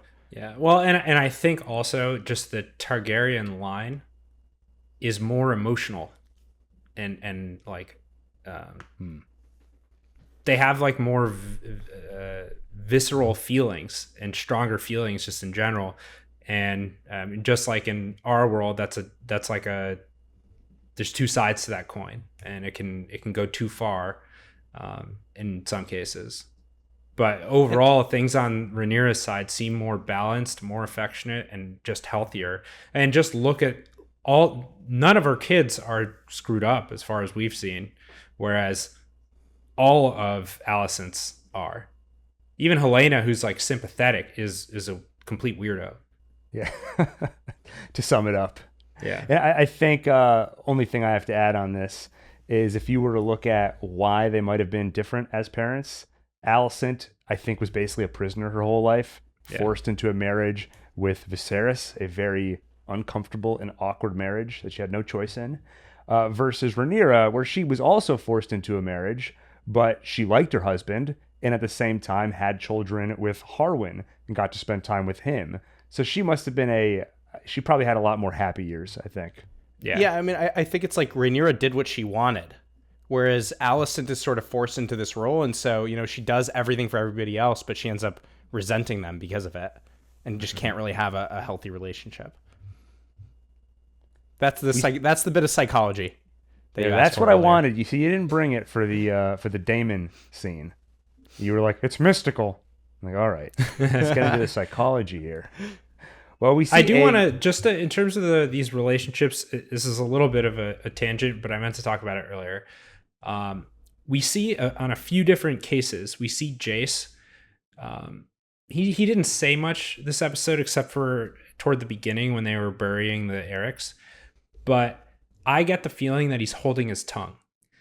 Definitely. And he has that like young kind of masculine hot-headed energy that a lot of the other people on the show have, but he also respects Rhaenyra and is just more well-tempered overall. But I think he's feeling the same thing that they're feeling of like, I got to do something. Like I can't just sit here and let things get out of control. And he's heir to the throne. Yeah. And I think we do see that hot-headedness in the first sequence at King's Landing or at Dragonstone when they're burying Eric and he badmouths him and Rhaenyra has to tell him, like, I don't blame him. But you're right. He does quickly shut his mouth. And I think he has a lot of respect for Rhaenyra. Right. And even if he disagrees, he'll sit there, he'll listen and do what she says. My prediction is we're going to see some kind of outburst from him. Because I think he can only keep it inside for so long, and at some point he might have some kind of a very powerful argument with Rhaenyra, or some kind of conflict. And I bet it's going to be a good scene because I think the Jace character has been very understated so far, but has tons of potential. And maybe he'll join up with Daemon. You could. Oh wait, sorry. No, I was thinking of Aemon by accident. Oh no, I'm just saying. Maybe he'll go renegade and do something with Daemon. Yeah, it's still in Rhaenyra's name, but just get. It's out almost. There. I forget that they're even related. Because they come across as so goes different. Back to what I was saying before. Is like you don't see their entire lives, so you kind of forget. There's a lot happening off screen. It's easy to forget who's related to who. Yeah. What kind of relationship does Daemon have to Jace? My feeling is none. Is it really none, or have we just not seen it? If you were Jace, don't you feel like you would think Daemon's cool? I would. Maybe. He's probably giving you like beer when you're younger. The problem is I've seen stuff that Daemon. I've seen Daemon do stuff that I don't. That the camera was there, but Jace hasn't seen it, right? So it's hard for me to put myself in his shoes. Well, we see Aegon suiting up for war, and Larys is like, no. This is the guy that I've hitched my wagon to. I can't let this happen. So Larys is the smartest person there. Yeah. No question. He walks over and does a little bit of his influence. He's like, Aegon, why don't you secrete yourself? He goes and tickles him. So he tells him there's rumors going around that the council persuaded you to leave so Alicent could rule in your absence. So he's like, wait a minute, they're saying that? All right, I'll show them. I'm going to stay after all. Yeah. Then he praises Larys. I could use a whispering guy like you. And then his friends... I don't know if that's exactly what he said. And then Aegon's dopey friends invite him for a night on the town. Cut to Hugh. Wait a minute. Wait. Cut to Hugh. Hold on. So don't interrupt me. Cut to Hugh. God. Here we go. Ready? Cut to Hugh. I mean, Ulf. I messed up last episode. The guy that stole the apple was actually Ulf. To be fair, he just showed up. There was no introduction. And also, it might not have been an apple. It might have been a potato. I've seen disagreement about this online. But we see Ulf. Wait. You're just going to ignore the fact that I have really harped on it. And I was like, are you sure that that's Hugh? It didn't look anything like him. I don't remember Adam harping on it. Well, everyone saw it. You can't lie. Really ring a bell. You caved on it, though, so that's why I have no respect for you. You should have held steady. You should have brought the podcast to a stop and said, we're not continuing until you concede this point. I'm proud of myself for letting you overrule me. You're like Sir Strong. Wherever the wind's blowing, you just go with them. Yeah. Exactly. Well, anyway, so Ulf swaggers into the bar, and I love this scene of him walking in. He kind of reminds me of Jack Sparrow, where he has got business with everybody. He stops at a table, and he's like, turns out it was her sister. Should have told me. He's just making these comments, just throwing these bombs out there. And you can tell everybody loves to hear him talk. Well, it's like his bar that he goes to after a long day of work, Yeah. Where everybody knows his name. He loves it. Is that a Cheers reference? Yeah. Nice. Everybody loves him. He sits down. He's like, I'm too tired to talk. but a wet whistle might help. They give him a drink. And then he starts boasting a little bit. Like, I shouldn't tell you this, but I'm the son of Balon the Brave, the bastard brother to Prince Daemon and Viserys. That makes him Rhaenyra's uncle. And we learn a new term here, which seems to be for bastard children with Valyrian blood. He's a dragon seed. So as he's boasting about all this, Aegon walks in, and he quickly changes his tune. All hail the king! Wait, is it real? Is that true that he's actually... He wouldn't be talking about it if that were real. I'm sure. I mean, what else would be the point of this scene? So I take it as true. That's crazy. He's just going around saying that's he's the kind of guy Ulf is. Ulf is crazy. It's was like Jekyll and Hyde, Hugh and Ulf. Turns out they really are the same guy. That's like the big reveal. It was a little weird to me. Like, okay, what are the chances he's talking about this? And like, this is the first time he's telling all of his friends. But it didn't really bug me. It's also, I don't take it as the first time. I think there might have been somebody new at the table. I think everyone else at the tables heard this before. I see. They didn't seem surprised. It was just the one guy. Like a couple of other guys at the table kind of defended him. So Aegon comes in, and then they all go to a brothel where they find Aemond with Madame Sylvie. Which is just, how much time is Aemond spending here? He's just here all day. So Aegon cannot stop laughing, makes fun of Aemond for going back to his first after all this time.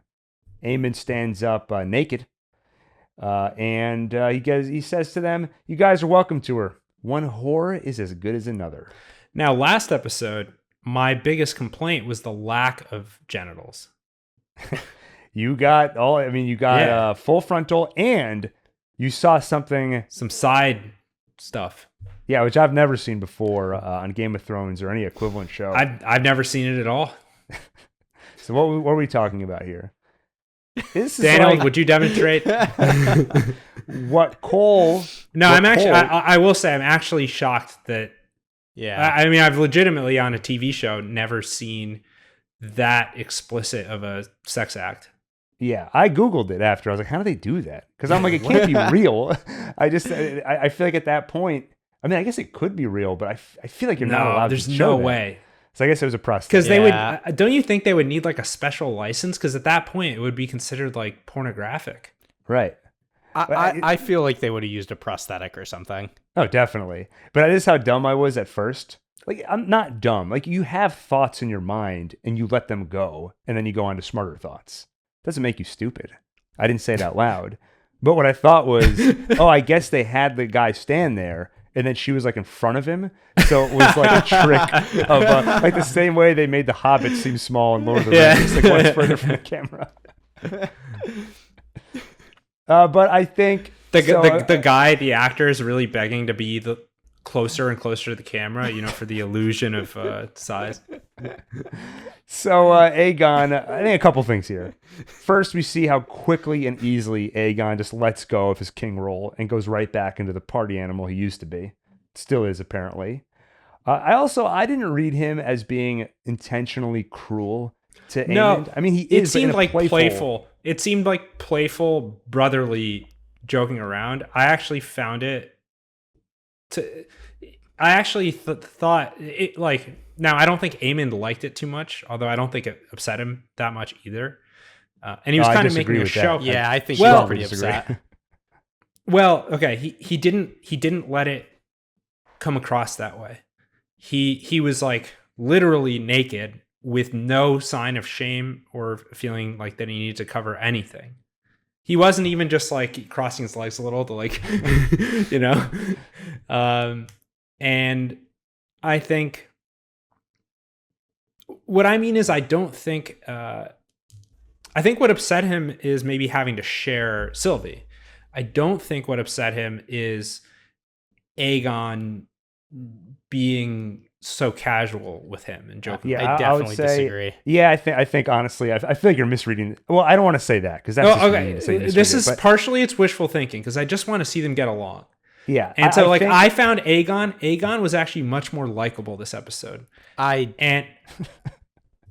Really? I mean, I was watching the scene and I was like, oh my God, Aegon, like you need Aemond. What are you doing driving him away from you? I disagree with both of you now. Because, okay, so I disagree with Daniel about your reaction to Adam saying he's likable. Like, I don't think he's likable as a human being. Like, I'd want to hang out with him, but I found him funny and entertaining to watch. Yeah. Like, that's okay, true. if I like walked in on a roommate that I was good friends with, I wouldn't freak out or turn it into a big thing. I would be like, I would try to acknowledge it and joke around about it and maybe poke some fun or like, bust his chops a little, but in a way that suggests like we're friends, Which I feel like is essentially what Aegon is doing, but I don't think he realizes how much of a sore spot this is for Aemond.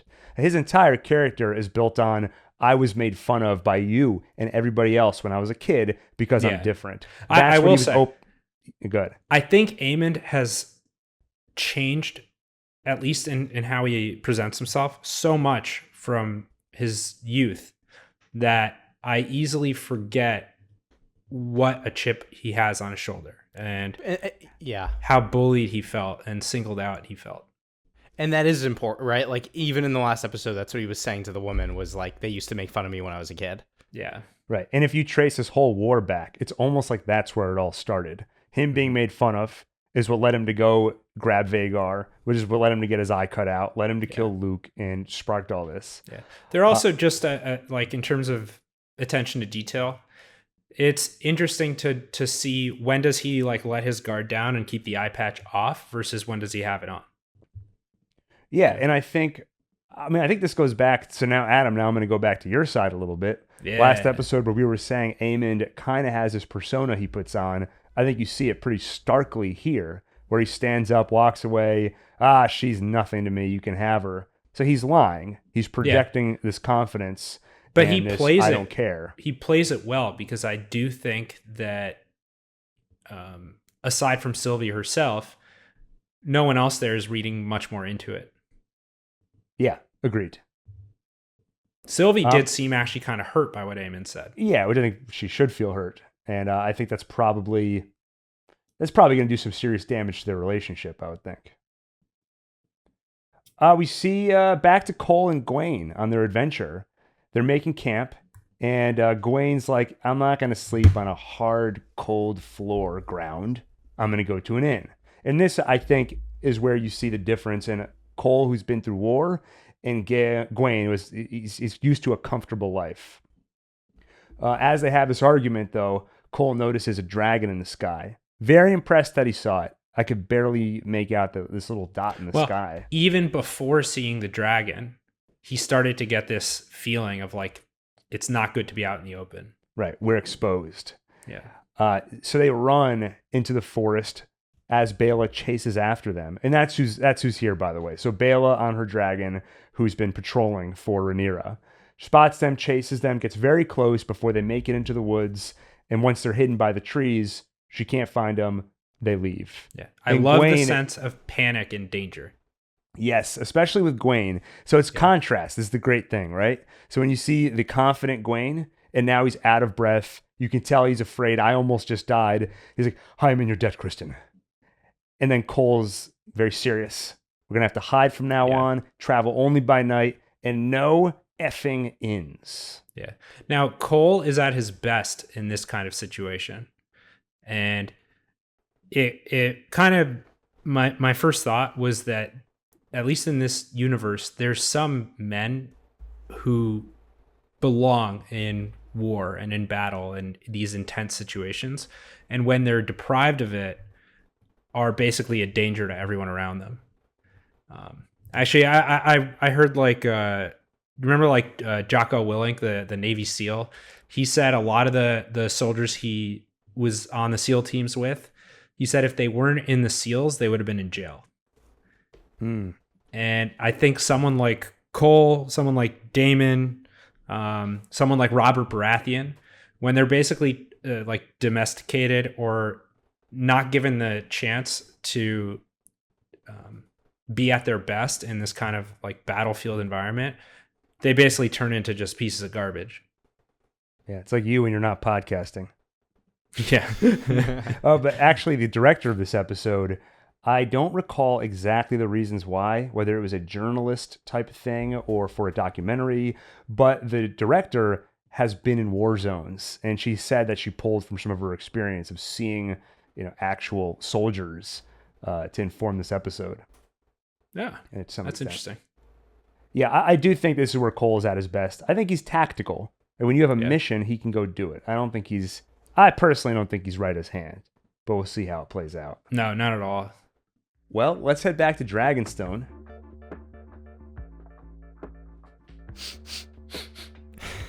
Smells the same as before. Yeah. So Bela quickly returns back, reports what she's seen to Rhaenyra. Rhaenyra's like, "You sure it was Cole? How could you tell from such a great height?" "Well, maybe it wasn't such a great height after all." "Hey, you said do not engage, so I didn't." "Exactly." The men, of course, "We got to attack. Send the dragons. Surely, Rhaenyra, you must now see that it is time to act. Cole's coming. He's going to Harrenhal or something." Everyone's looking at Rhaenyra for an answer. I'm going to think it over. I appreciate all your notes.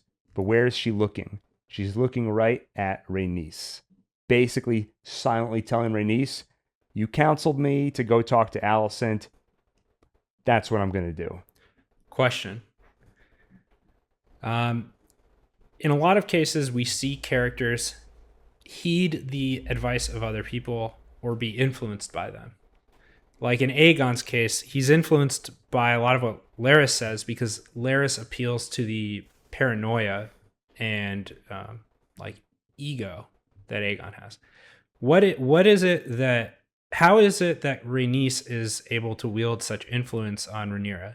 To me, it feels like not a manipulative form of influence, but that it's like actually like appealing to her sense of logic. But I'm curious, like I'm not used to seeing her so amenable to someone else's input. To me, I feel like Rhaenyra has had an interest in a peaceful realm. She hasn't talked to Rhaenys about the Song of Ice and Fire, but the crux of that prophecy of uniting the realm for peace and safety is something she has been explicit about.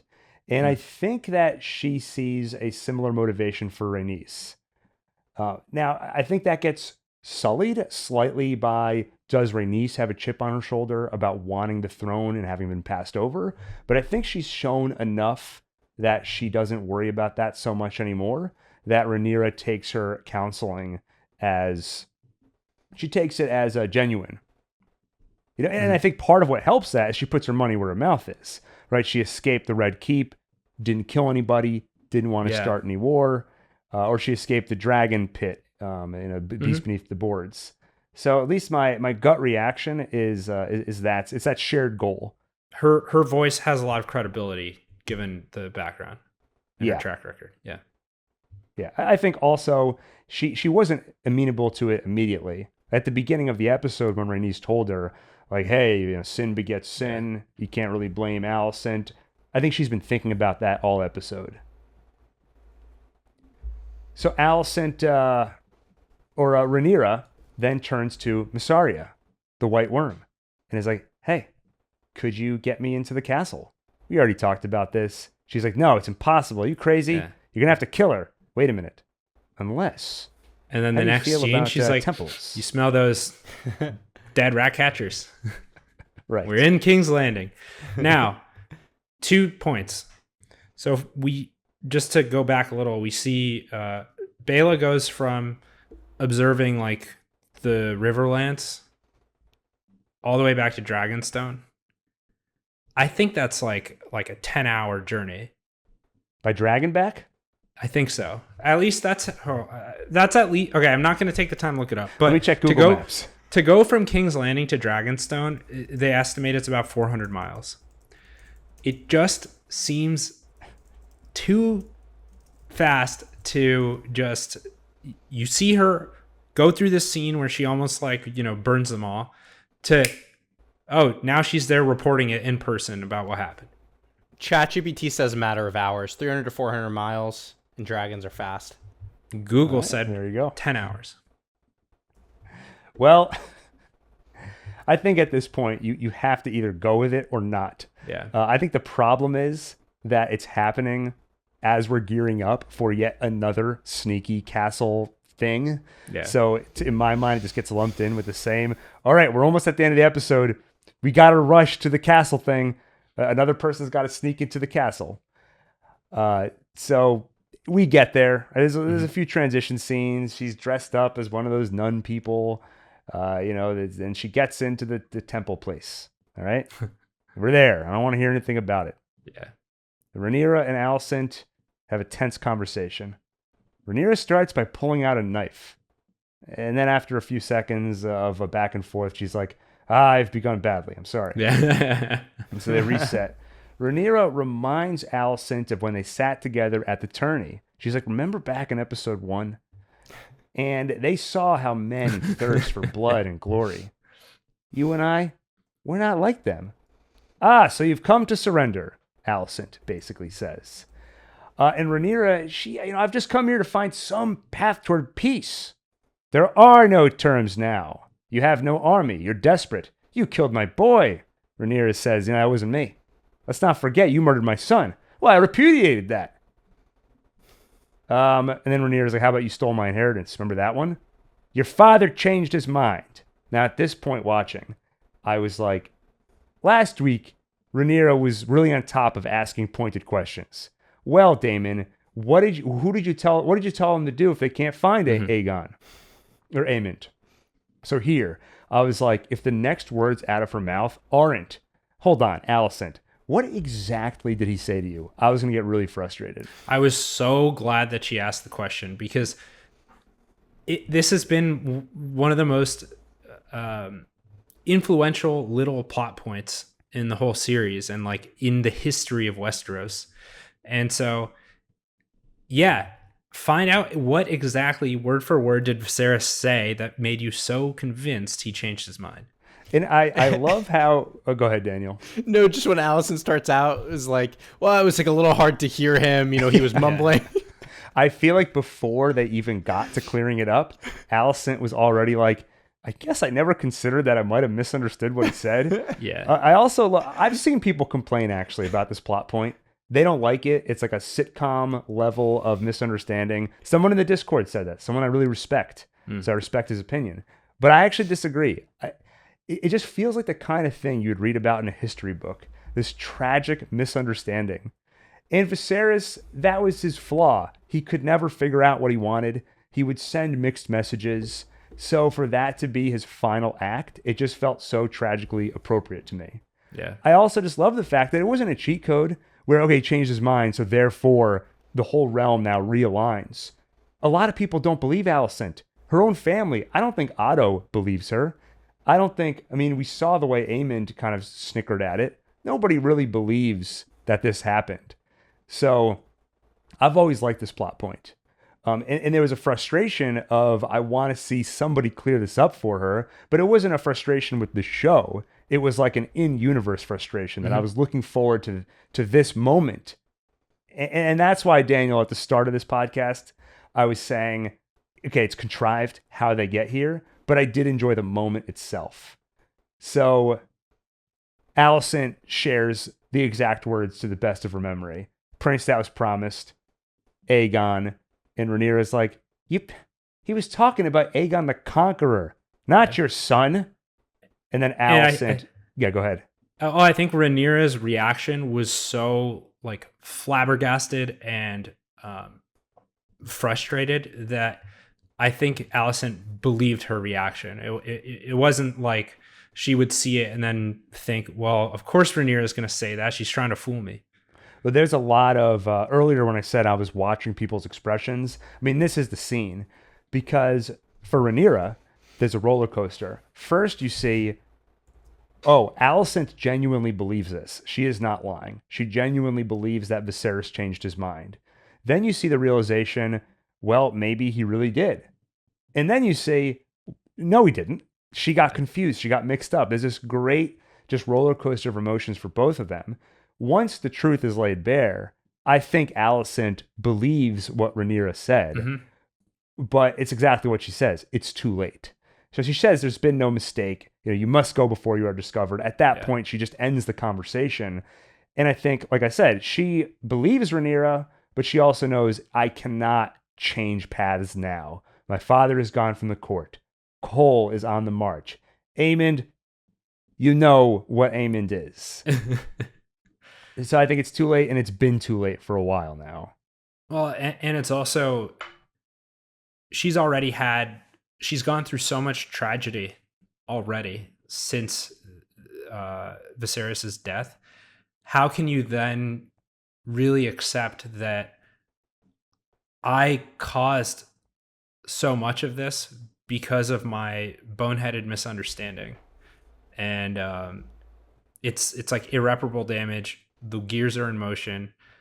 I screwed up so badly that like I can't even accept really. Like I as soon as she becomes aware of it, she basically just becomes firmer in her stance because she realizes how badly everything got screwed up.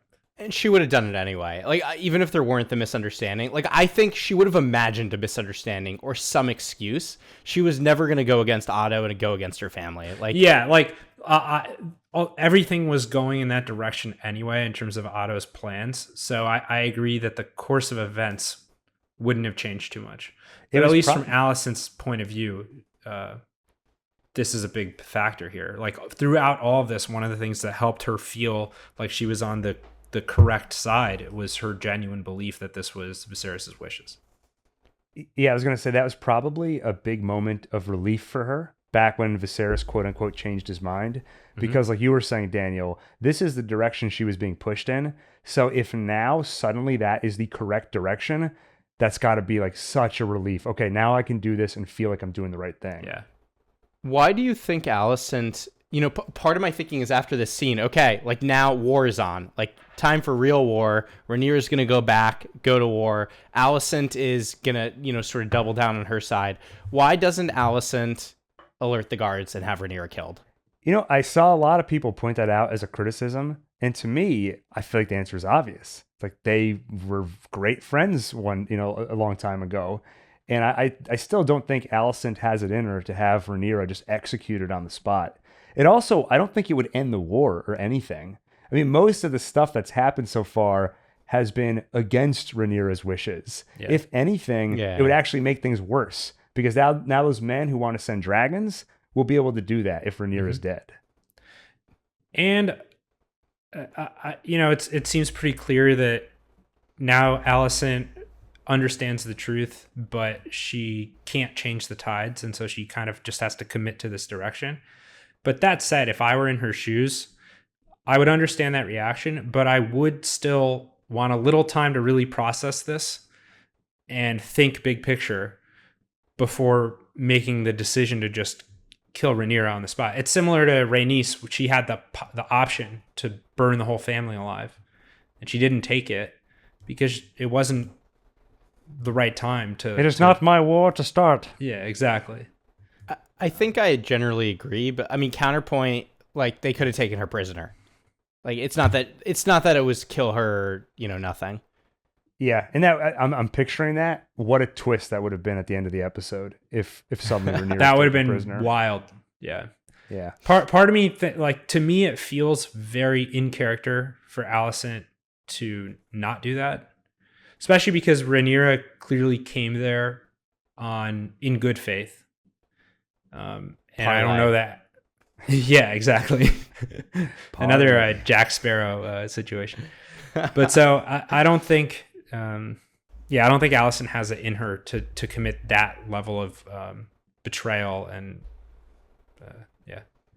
I think another little chicanery. That reminds me, I do have to explain the Better Call Saul reference from last week. I'll do that after post credits. Okay. So another thing that's been pointed out about this scene by the official podcast and some other recaps. So here's some official subtext.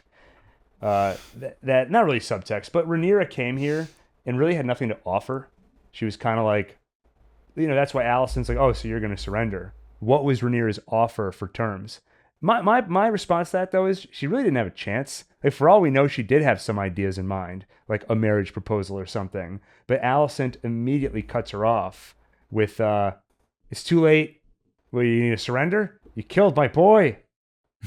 So I didn't take that as a totally fair criticism of Rhaenyra.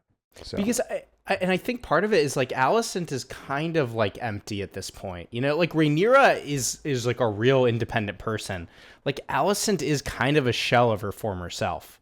Like she's not the type of person who's going to take real initiative at this point. It feels like. So yeah, my first reaction, once you could tell that she fully grasped the misunderstanding and then doubled down on the current direction, I don't think that was her choosing to do it so much as her realizing she has no power anymore. She has no sway over these people.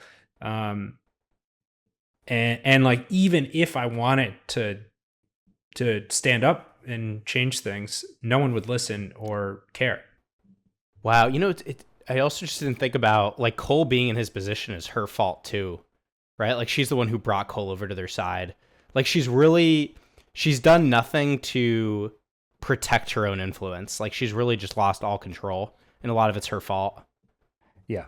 Yeah, but I mean, and I don't think it's like she's not built for this kind of stuff. She ended up in this situation because Otto used her.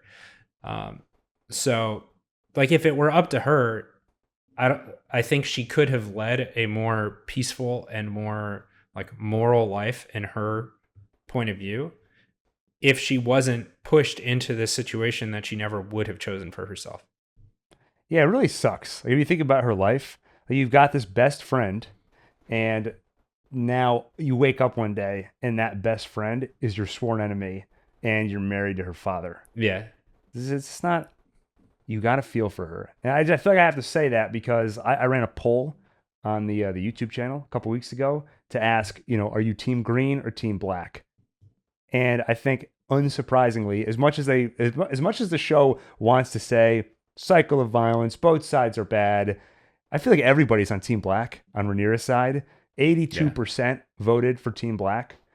And if you want to fact check me, technically it was 53%, but the other options were free cities or can't we all just get along? So if I remove those and run rate it, it's 83%.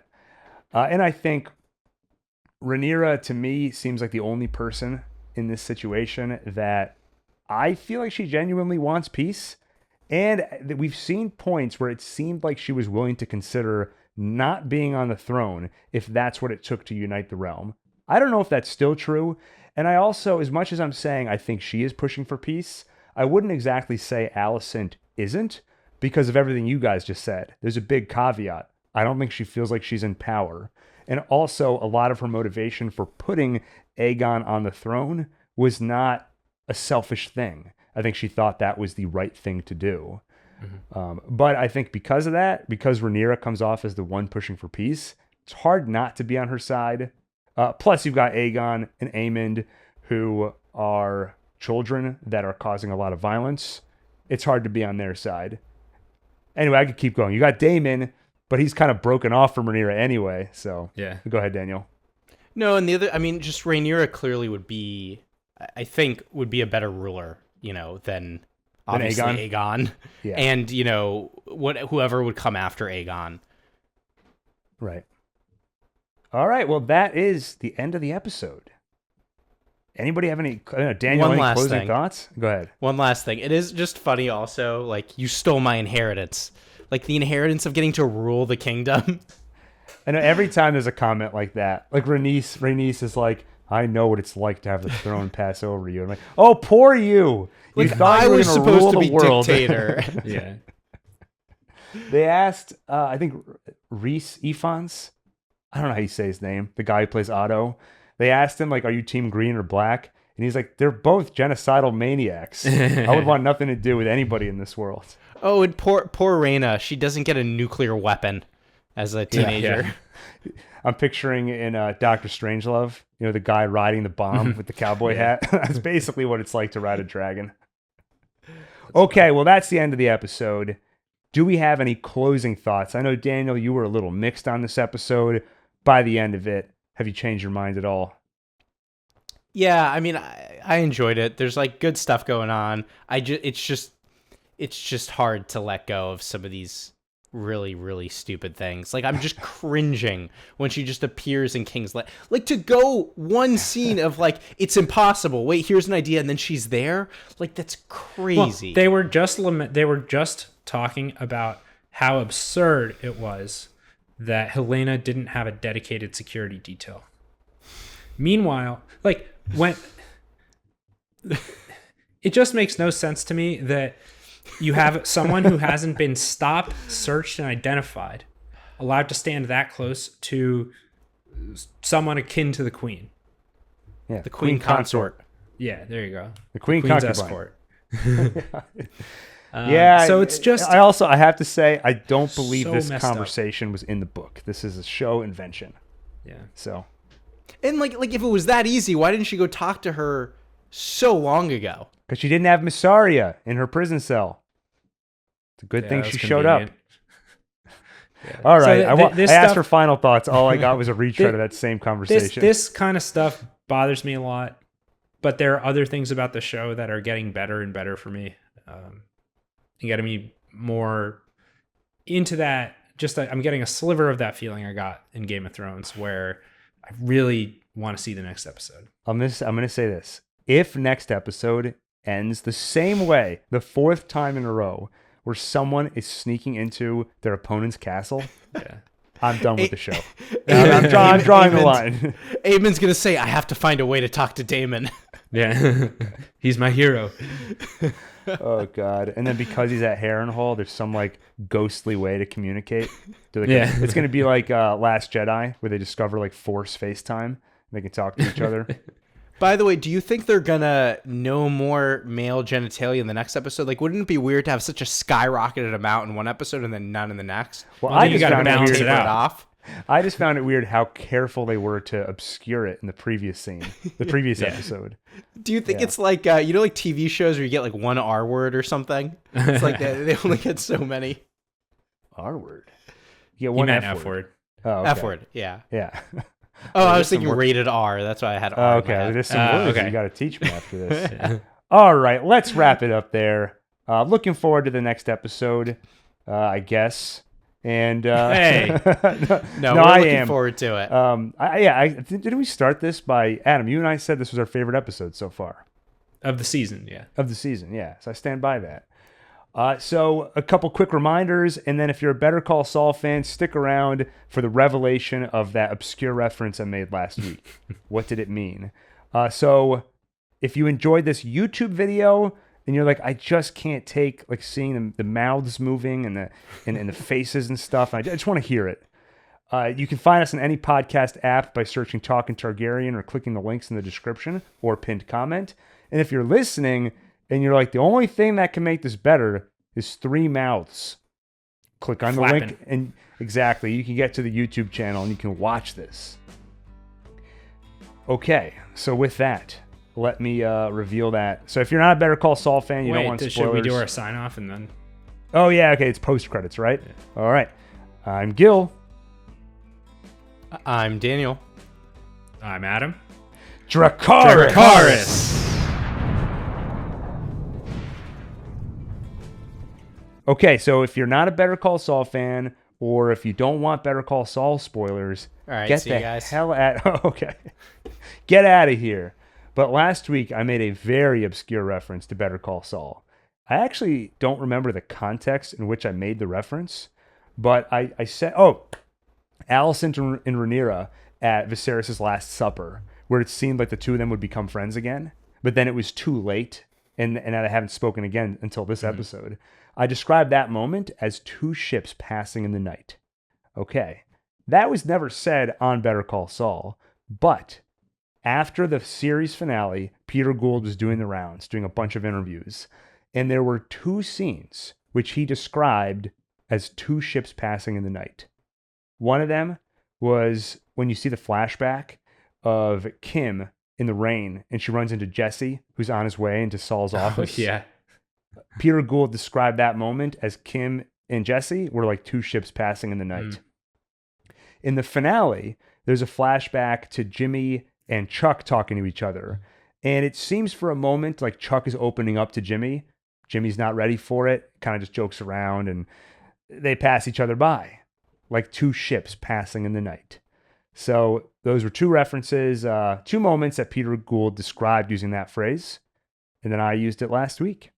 There was another Better Call Saul reference last week as well. Forget what it was. So, sorry.